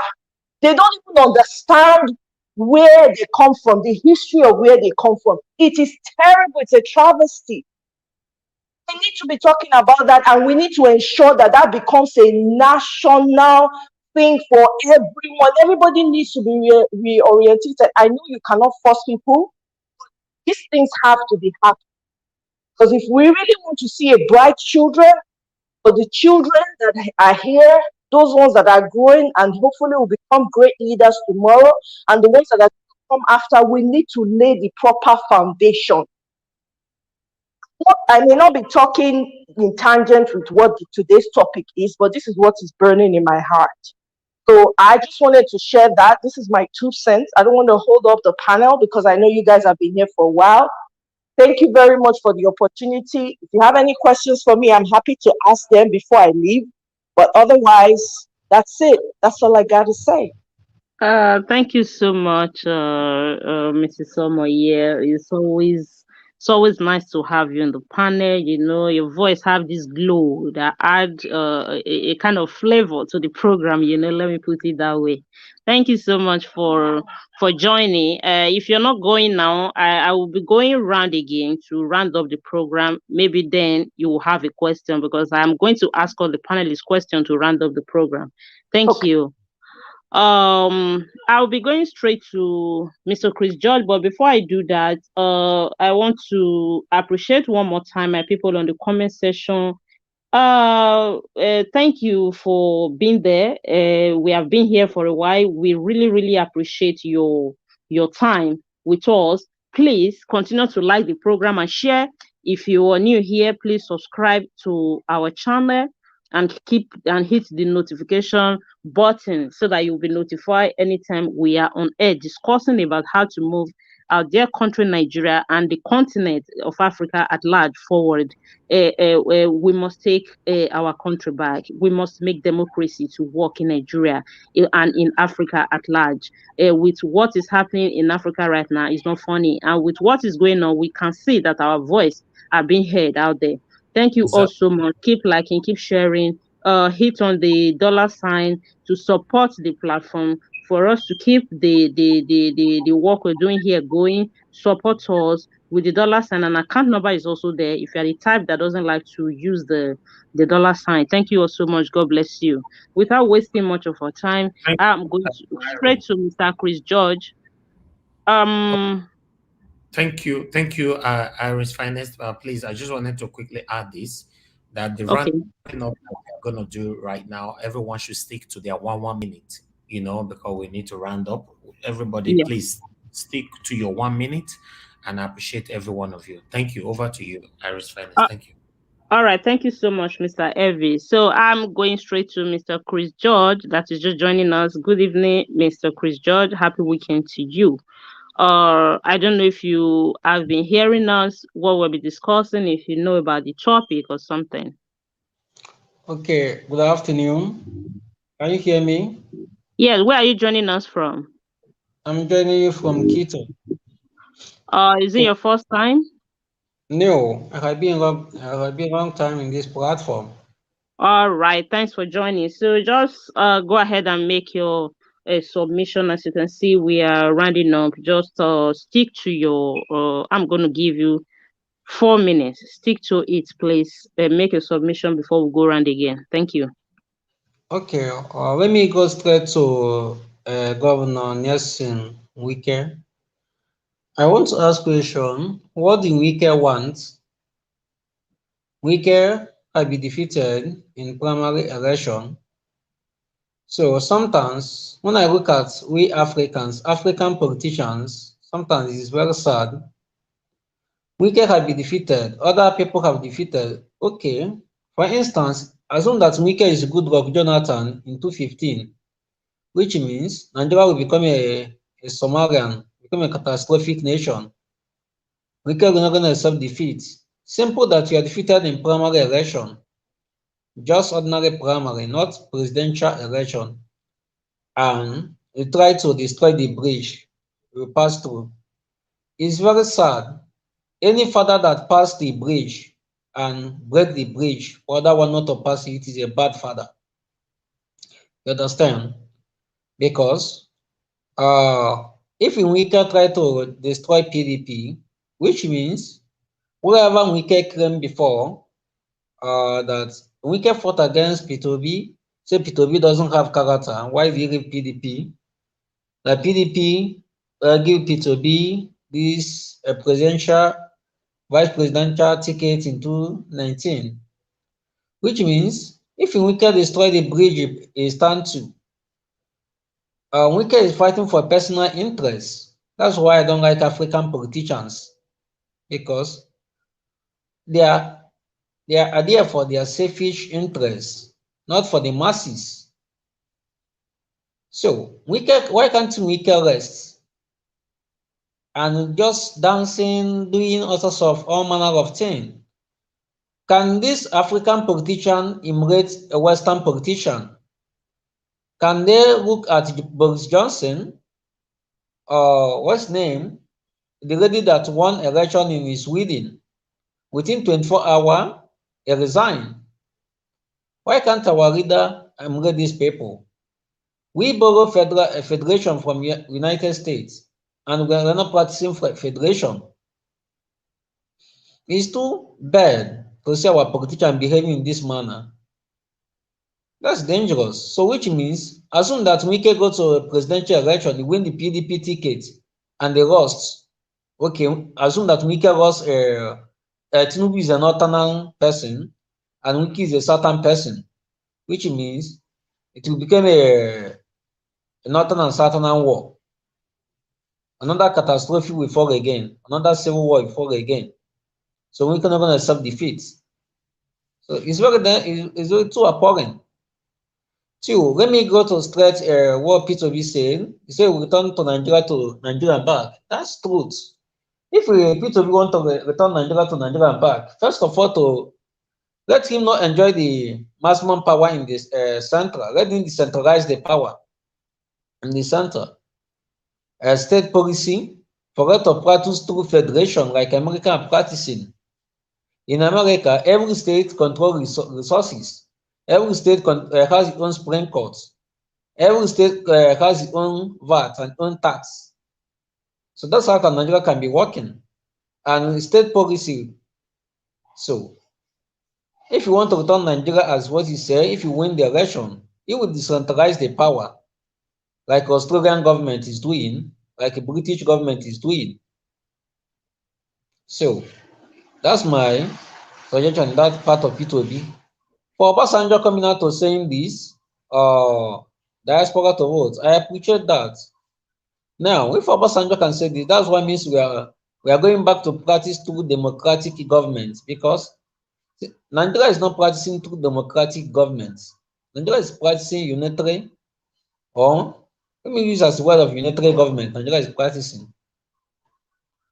So, if Obasanjo can support the motion and the Nigeria or the Senate implement it, it will be good, and everything will start working, and all the agitation in Nigeria will just dissolve like a cup of water. So that's what I would suggest. Again, sometimes when I look at Nigerian system of government, I ask, did Nigeria has a legal practitioner? When you look at Nigeria, when I look at these people, are these people look at this Nigerian constitution? Because the fundamental issue we have in Nigeria is our constitution. Why others in the state control their resources? Why others in the state, the other one belong to the federal government? So, if P2B win the election, every power to return to the states. That's the best thing to do, and Nigeria will start working, and the agitation will just dissolve within 24 hours. If that didn't happen, those who are agitating for separatists will continue. That's what I will submit for now. Thank you, honorable members. Thank you so much, Mr. Chris, for that submission. I will just go to the last round right now. As you have heard, the CEO said, stick to your 1 minute. I'm going to make my own submission. I'm going to ask you people to use your 1 minute to tell the people you're sending to power what you want from them. Make a demand and send a message to Nigerians. My demand right now is I want them to make effective law in Nigeria. Anybody that gets there, make an effective law, because I think lawlessness is one of the reasons Nigeria is the way they are. They are so much in a hurry. As Mr. Evie said, they want to sort everything out with money. If they know that what they are doing, they will go to jail for it, so there is a penalty for it, I think they will respect it. If the law is effective, they will respect it. Some people say Nigerians are stubborn, that is why they don't respect law, but we respect law. We are Nigerians, we still respect law in every respective countries where we base. So I think if the government, the incoming government, let's forget about these ones that are here right now, if they really implement a strong law in Nigeria and make sure they follow it up to work, because during the military time, they obligate everybody to respect the law, because you know what will come for you if you don't during the military. So even if they cannot do it in a military way, as hard as the military were doing it, they should make it effective and make law work in Nigeria. Every other thing will follow. That is the only way the citizen can put on their part. That's what I think. Thank you all. Sister Rita, over to you, your 1 minute and your submission. Okay, thank you very much, my darling sister Irene. It was a pleasure today, even if I came in quite late. All I would just want to say is, everybody has to be involved in leadership. Everyone, you have a responsibility to make sure that the laws of the land is implemented. You have a responsibility. And anybody who is fighting for separation or going back to the regional system of government, I would say right now, Nigeria is at war, and that is the least conversation to have now. Right now, we need a leader of the person like Peter the Rock Obi. When we get that man at Astorok, then we can start talking about restructuring, bringing out the report of the confab of 2014, and many other issues. Even the issue of Mazi Nnamdi Kanu, all those issues will be addressed. But we should channel our energy right now. Right now, today is August 12, 2022. We should start channeling our energy and start preaching, especially to the Eastern brothers, our Eastern brothers all over Nigeria, that if they need all the agitation and injustice and marginalization that they've been speaking about, they need to put Peter Obi there, because leadership, when you have a good leader, there's going to be a big change. So that is the change that we need right now. The only person who is whose head is screwed in the right direction right now is Peter the Rock Obi, and he will be the one. Starting from him, then we can start talking about the other issues facing Nigeria. Please, let's channel our energy. Please channel our energy to bring Peter the Rock Obi to Aso Rock Villa. Channel our energy to make sure that all our people that we asked to collect, to go and register for their voters card, please find out if their voters card is out and they make sure they collect it. If you want to send money to your people, make sure they actually show you the card. If they are one of the categories of people where their card is ready, make sure they show you the card physically that they have. And you need to see all the details to make sure it's their name and their face on that card before you send them any money. Please, everybody, we all have to get involved. It's not just speaking. We all have to get involved. Thank you. God bless everyone. God bless Nigeria. Good night. Thank you so much, Sister Rita. Good night. Have a fantastic weekend. I will just go straight to, I can't say the name, Mr. Elvis, please. It's me. Okay, thank you. I will just go straight to Mr. John Hill, is the next person on the panel. Mr. John E, before I make a submission, somebody is telling me in the comment section that it's not about creating law. I didn't say they should create law. I said they should make law effective in Nigeria because the ones we already have are not even effective. Everybody do what they like in that country. It's like a jungle. So they have to make law work. They should know if you throw anything on the street, you throw a tissue in the gutter, you urinate on the gutter. In fact, little things that we think it doesn't count, it counts a lot. That is what makes Western world the way it is. That is why we enjoy the amenities we're enjoying here. They should make law work, whether they want to create more or not. Any law that is there, whether before or new, they should make it work. That is where I stand. Thank you. Mr. John E, over to you. Thank you very much, Irene. Happy Friday to everyone. To piggyback on what Rita said, those who are telling those agitating for freedom to stop, no, that's never going to happen. In fact, you cannot decide the priority for people. We will continue advocating for our freedom, and we will continue to make sure that our rights are heard. And if you disagree with that, well, you got to figure out that yourself.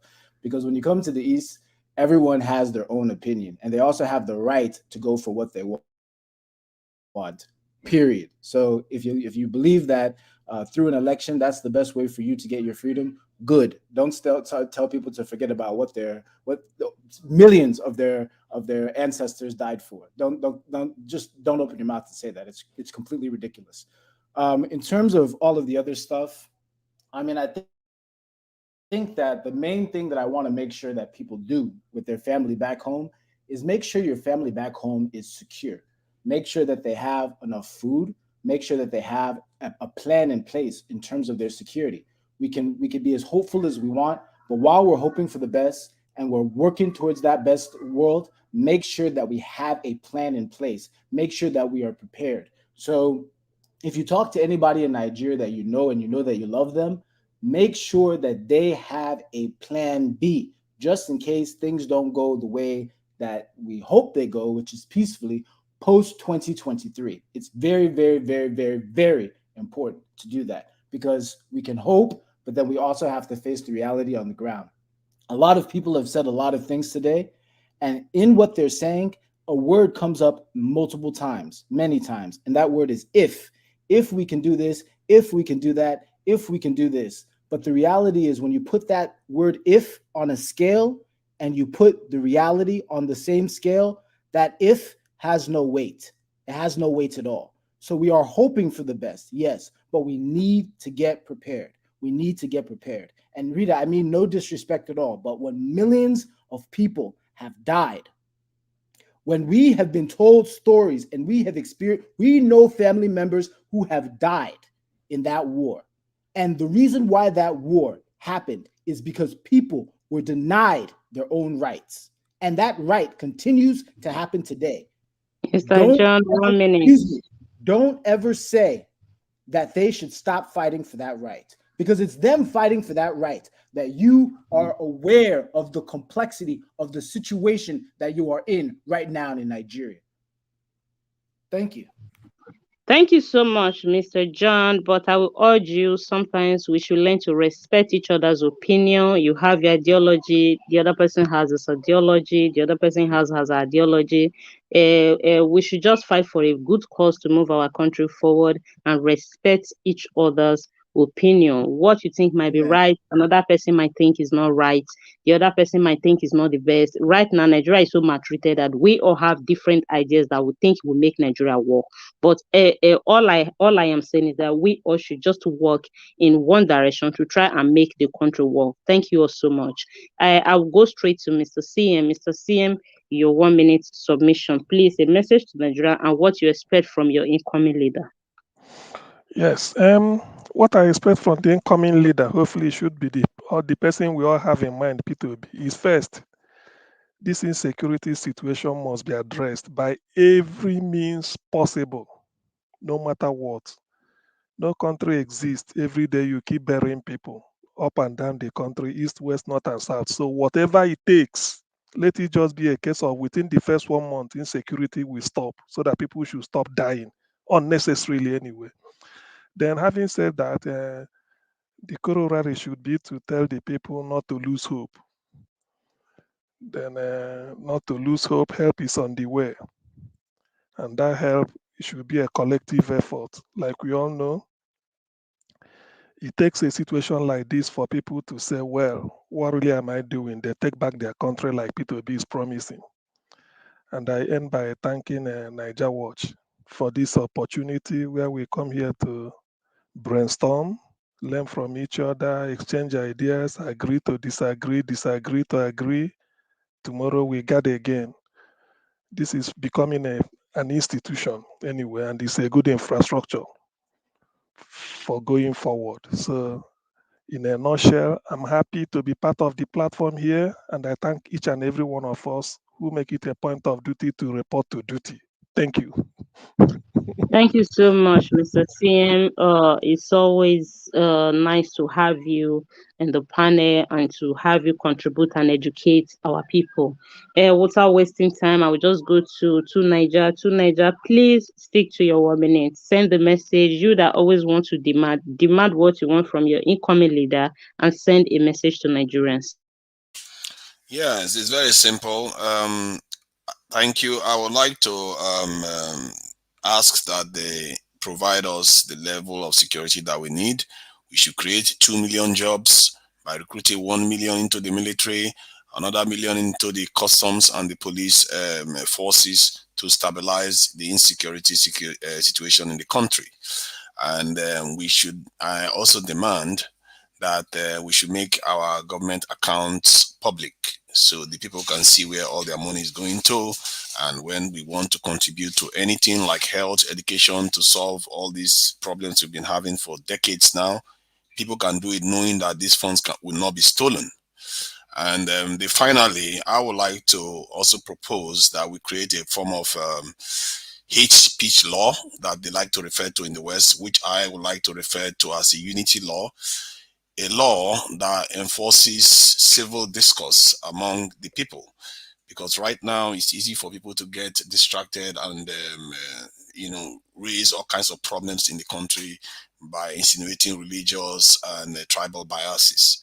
So those are the 3 major things I will ask for, because once you get those 3 in place, the second one, transparency, will discourage these bad politicians. It will reduce corruption. Security will create stability in our country. It will mean that our people can go out in the middle of the night and feel safe, and not to mention the investment that will point to the country. We know all of us in the West, most of us want to do more in the country, and most people are afraid of going back to that country. With security fixed, we will be there, and Nigeria will see a transformation that in the last 60 years we've never seen. Thank you. Thank you so much, Mr. Tunaija. I'll be going straight to Mr. Tiobala. Mr. Tiobala, your demand from your incoming leader and a message to Nigerians. Okay, thank you so much. Thank you for the good work and the moderation. Everything went well. It was so perfect. And I just want to let Nigeria know. Yeah, I just want to let Nigeria know that Nigeria as a nation is a sovereign nation. The problem we are facing today are not caused by foreigners. They are caused by incompetent leaders. That is the more reason we need to elect good leadership. Remember, in a country there is no justice, no matter the number of a soldier or whatever you employ, insecurity will still be there. We need justice, we need accountability. I just want to urge the incoming president that they should start building institutions instead of building a strong individual. We are talking about making money available. Corruption is because we are now using money. Look at the conditional cash transfer the current APC government are doing. They are using cash to raw cash to settle people. It's obviously to be done electronically. That is more reason we must adopt the culture of adopting technology into our own governance so that nobody will be able to have access to cash. And we must be aware that the problem we are facing today is not caused by foreigners, is a result of bad leadership over the years that have put us in this situation. And we must start to correct it by electing credible leader, who is the person of Peter Obi. Having seen what he has done in the past years is enough for us to be able to know that this is the right man for the job. And currently, he has been able to appoint different professors, different people in his own campaign team right now. It shows that this is a man who have a vision, who have the innovative idea to be able to move Nigeria to the next destination. Please, Nigeria, we just have to keep the momentum going. There's no, we just have to keep the momentum going, and we hope by the end of the day, the victory will be us. Thank you so much, Mr. Tiobala. We appreciate you for always joining us, and your contribution is so vital and is so educative. Thank you so much. Mr. Mori, I will just go straight to you. Your message to Nigerians and your demand from our leaders. Thank you once again, my beloved sister. Until we begin to call a spade, not just a mere agricultural implement, we go nowhere. My message will be, this should be an opportunity to actually return power to the people who owns the power, because leadership is in trust. Those in position of authority, they are holding their leadership in trust for the people. Until we begin to address the issues and systemic failure of the nation called Nigeria, we go nowhere. So he should use the opportunity to build strong institutions, not strong individuals or strong men, so that the institutions can sustain his legacies and outlive every other leader after him. And I want to say, it's not by election can sustain any election and outlive any other election year. For now, all efforts of government at all levels in Nigeria, whether state, federal, local government, they are at best merely cosmetic, palliative, tentative, if not a total effort in futility. The problem in Nigeria is cancerous and cannot be treated with painkillers like paracetamol or Tylenol. Your cancer should be treated the way it is, no matter the pains we go through, until we begin to address the underlying problems, the underlying issues, address the problems the way they are, headlong. We go nowhere. We cannot talk of peace and development if there is no fair play, equity, and justice. We can't have peace and development. We can't have peace and development without fair play, equity, and justice. I rest my case on this note. Thank you very much for having me. God bless you all. Thank you so much, Mr. Murray. Bless you too. I will go straight to Mr. Chris George. Your submission, please. Your message and your demand. Okay. My message today is to tell Nigerians, let them emulate what's happening in Kenya for perfect election, not to involve crisis or causing issues or for me generating problems. That's what I want to tell Nigerians in that aspect. Again, at you, what is my demand? If P2B win that election, there are two major problems causing. There's two major issues in Nigeria. Number one is 1980 Abuja Declaration. That constitution have to be nullified because that constitution translates to 1999 fraudulent constitution. So that 1999 constitution will be addressed so that everyone will feel sense of belonging in Nigeria. That's why issue of agitation, separatist keep arising.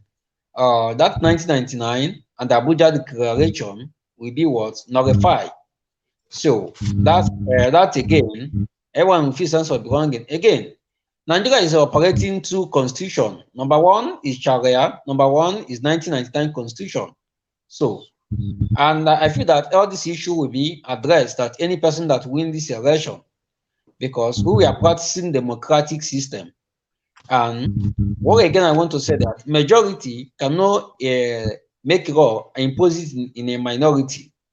So any person that wins this election, let it address all the issue in Nigeria and give everyone sense of belonging and carry everyone along, whether minority or majority.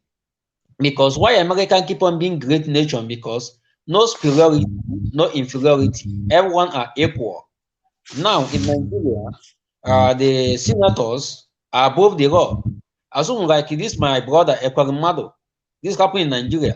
Ekwarimado will escape for it, so that everyone will be brought to the book, whether they relate to or a king. So no superiority, no inferiority. That's what I want to say. Thank you so much, Mr. Chris. I'll be going to the last person for today, our action sister. So give your send a message, a demand to your incoming leader and a message to Nigerians. Okay, well, thanks for that title. I don't know that they're very benevolent, but thanks for the generosity, use of your words. And thanks to all the panel, everyone on the panel. I thoroughly enjoy when we have these conversations, because this gives me hope. Not by anybody else, it gives me hope that we can come here and talk, no matter, even if we agree or disagree, but we have to remember that we're human beings first before anything else. So we need to learn to love and respect each other. I love everyone on the panel and every commenter, whether we agree or not. So my demand is plenty, but I will make it short. Women's rights, Biko. Women are suffering too much and in silence in Nigeria. It's too much. And I want to see women in positions of authority in Nigeria that have vision and understand the suffering of the market woman and the village woman. I want history to be taught. The history of how Nigeria came to be. You see all those documents when they signed during colonial time, make them dig them out, make we see wetin they hold us, wetin they cause this problem. Whatever will be the best solution for us as being under one umbrella, let's make it happen. Right? And then children need to be catered and cared for and guarded with every iota, every fiber of anyone's being. Life should matter. Life, it does not matter where that life was deleted from. Okay? It should matter. And we should hold anyone accountable for stealing from us, should be held accountable. It doesn't matter who it is. Because we need to have a sense of morality in a society. A society that doesn't have morals will become a decadent society, and that's what we're seeing right now. And to everyone, everybody's opinion regarding what we need, I am in full support of it. And lastly, transparency from president to the local. Somebody else already said it, but it has to be from the presidency and the local, and everyone must be involved ticking. And if there's anything that is aggravating you, the government should hear you out, listen to you, and provide solutions that will work for the common good. Above all, let's remember, we are first humans. We are brothers, we are sisters in this struggle. No matter how much we feel divided or how angry we become, let's not lose sight of our humanity. I rest, my people. Have a wonderful rest of the day. Thank you so much, Madam Momoyes Corner. Have a fantastic weekend. Good night from here. Thank you all so much to all the panelists for today. Mr. John E., Mr. CN, Mr. Tu Niger, Mr. Tiobala, Mr. Mori, Mr. Chris George, Mrs. Momoyes Corner, Mrs. Rita, Mr. Machiavelli that came earlier, Mr. Leftis. I want to appreciate you all for joining us today, for educating people on today's program. I want to appreciate everybody. Mr. Moriye, thank you so much also for joining today. And I want to appreciate the people that support us with Super Chat today. God bless you all. May your pocket never run dry. For our people in the comment section, we want to thank you for your time with us and for always being here. Mr. Johnson Emmanuel, I see you. You came late today. I appreciate you for coming. My brother, I saw your comment there. You said we also need to change our mindset.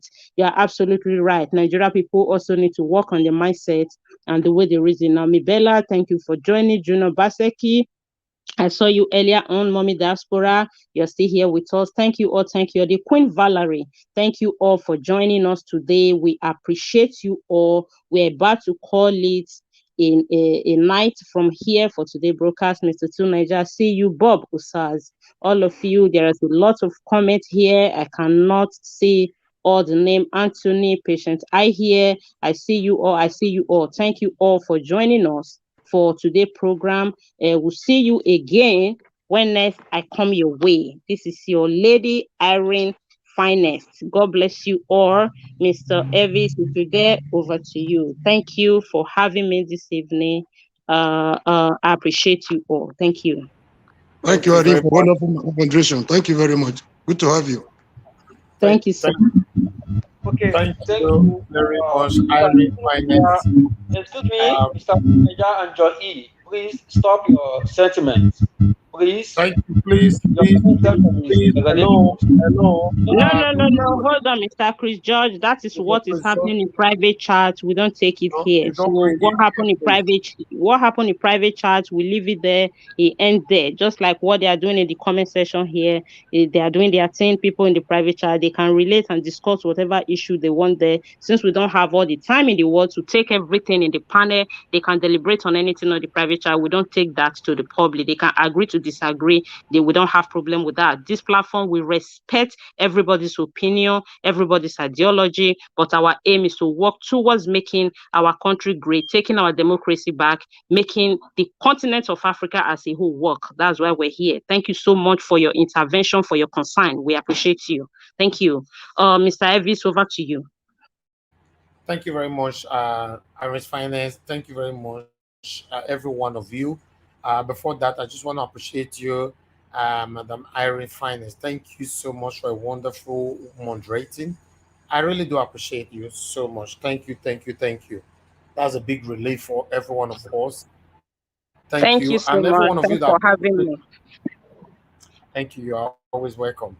Every one of you that have participated today on the panel, thank you very much. You all, appreciate you all. I understand sometimes we agree and at the same time we also disagree. I appreciate you all. Thank you so much. We're going to be back again here by 5 p.m. tomorrow. Like I've said before, we are going to be doing this thing 2023, until we get the result by the special grace of Almighty God. We are already putting in the effort. We are already putting in our energy right here. Those of you on the panel, you have a better thing to do, but you choose to always come here to join us to talk about our future. So I appreciate every one of you. Those of you on the comment section, thank you. I don't know how to appreciate you all. And for those of you watching us that doesn't contribute at all, that doesn't join the panel, we appreciate every one of you. Thank you. Let's stand for what is right. Let's stand for how we can take Nigeria back from this devilish government. That's what we're doing right now. Thank you. Please help us to share our videos, like our videos as well. You liking the video means you're giving the opportunity for YouTube to suggest or rather recommend our video for others that have not seen them before. And please also help us to share, to give awareness for others that is not aware of what we are doing here. I appreciate every one of you on the comment section. Mother of all, Mommy Diaspora, thank you very much, Mommy. We appreciate you so very much for always being the backbone. Thank you very much, everyone, right there on the comment section. I wish I can appreciate you all, but there's a lot of people right there now. Bella, I can see you. Mr. Johnson Emmanuel is right there with us. Thank you, thank you, thank you, thank you. We need to round up right now. Please endeavor to join us tomorrow by 5 p.m. We are going to be here again. I appreciate every one of you. I can see Camille Ope. Thank you very much for joining us. I appreciate you all. I wish I can mention all names, but trust me, we got 690 comments today. We cannot really mention or acknowledge all names right now. But I appreciate you all. Now, God bless you now. Stand for what is right. Tinubu cannot take us nowhere. Atiku cannot take us nowhere. The only hope we have right now, which is not a perfect man, is Peter Obi. Nobody's saying he's a perfect man, but when it comes to the three-horse race, it's only Peter Obi is the only hope we have right now. If we miss it, trust me, we all will suffer, not just for the next 8 years, probably for a very long time. Remember how long we all have been suffering since the creation of Nigeria. Nigeria have never been a good country, especially with the devilish government or leaders that have been handling it. This is the time for us to take a decision, a vital decision for that will transform our future for us. Thank you very much, my people. I round up here. Have a good night. Bye for now. It's better than sacrifice.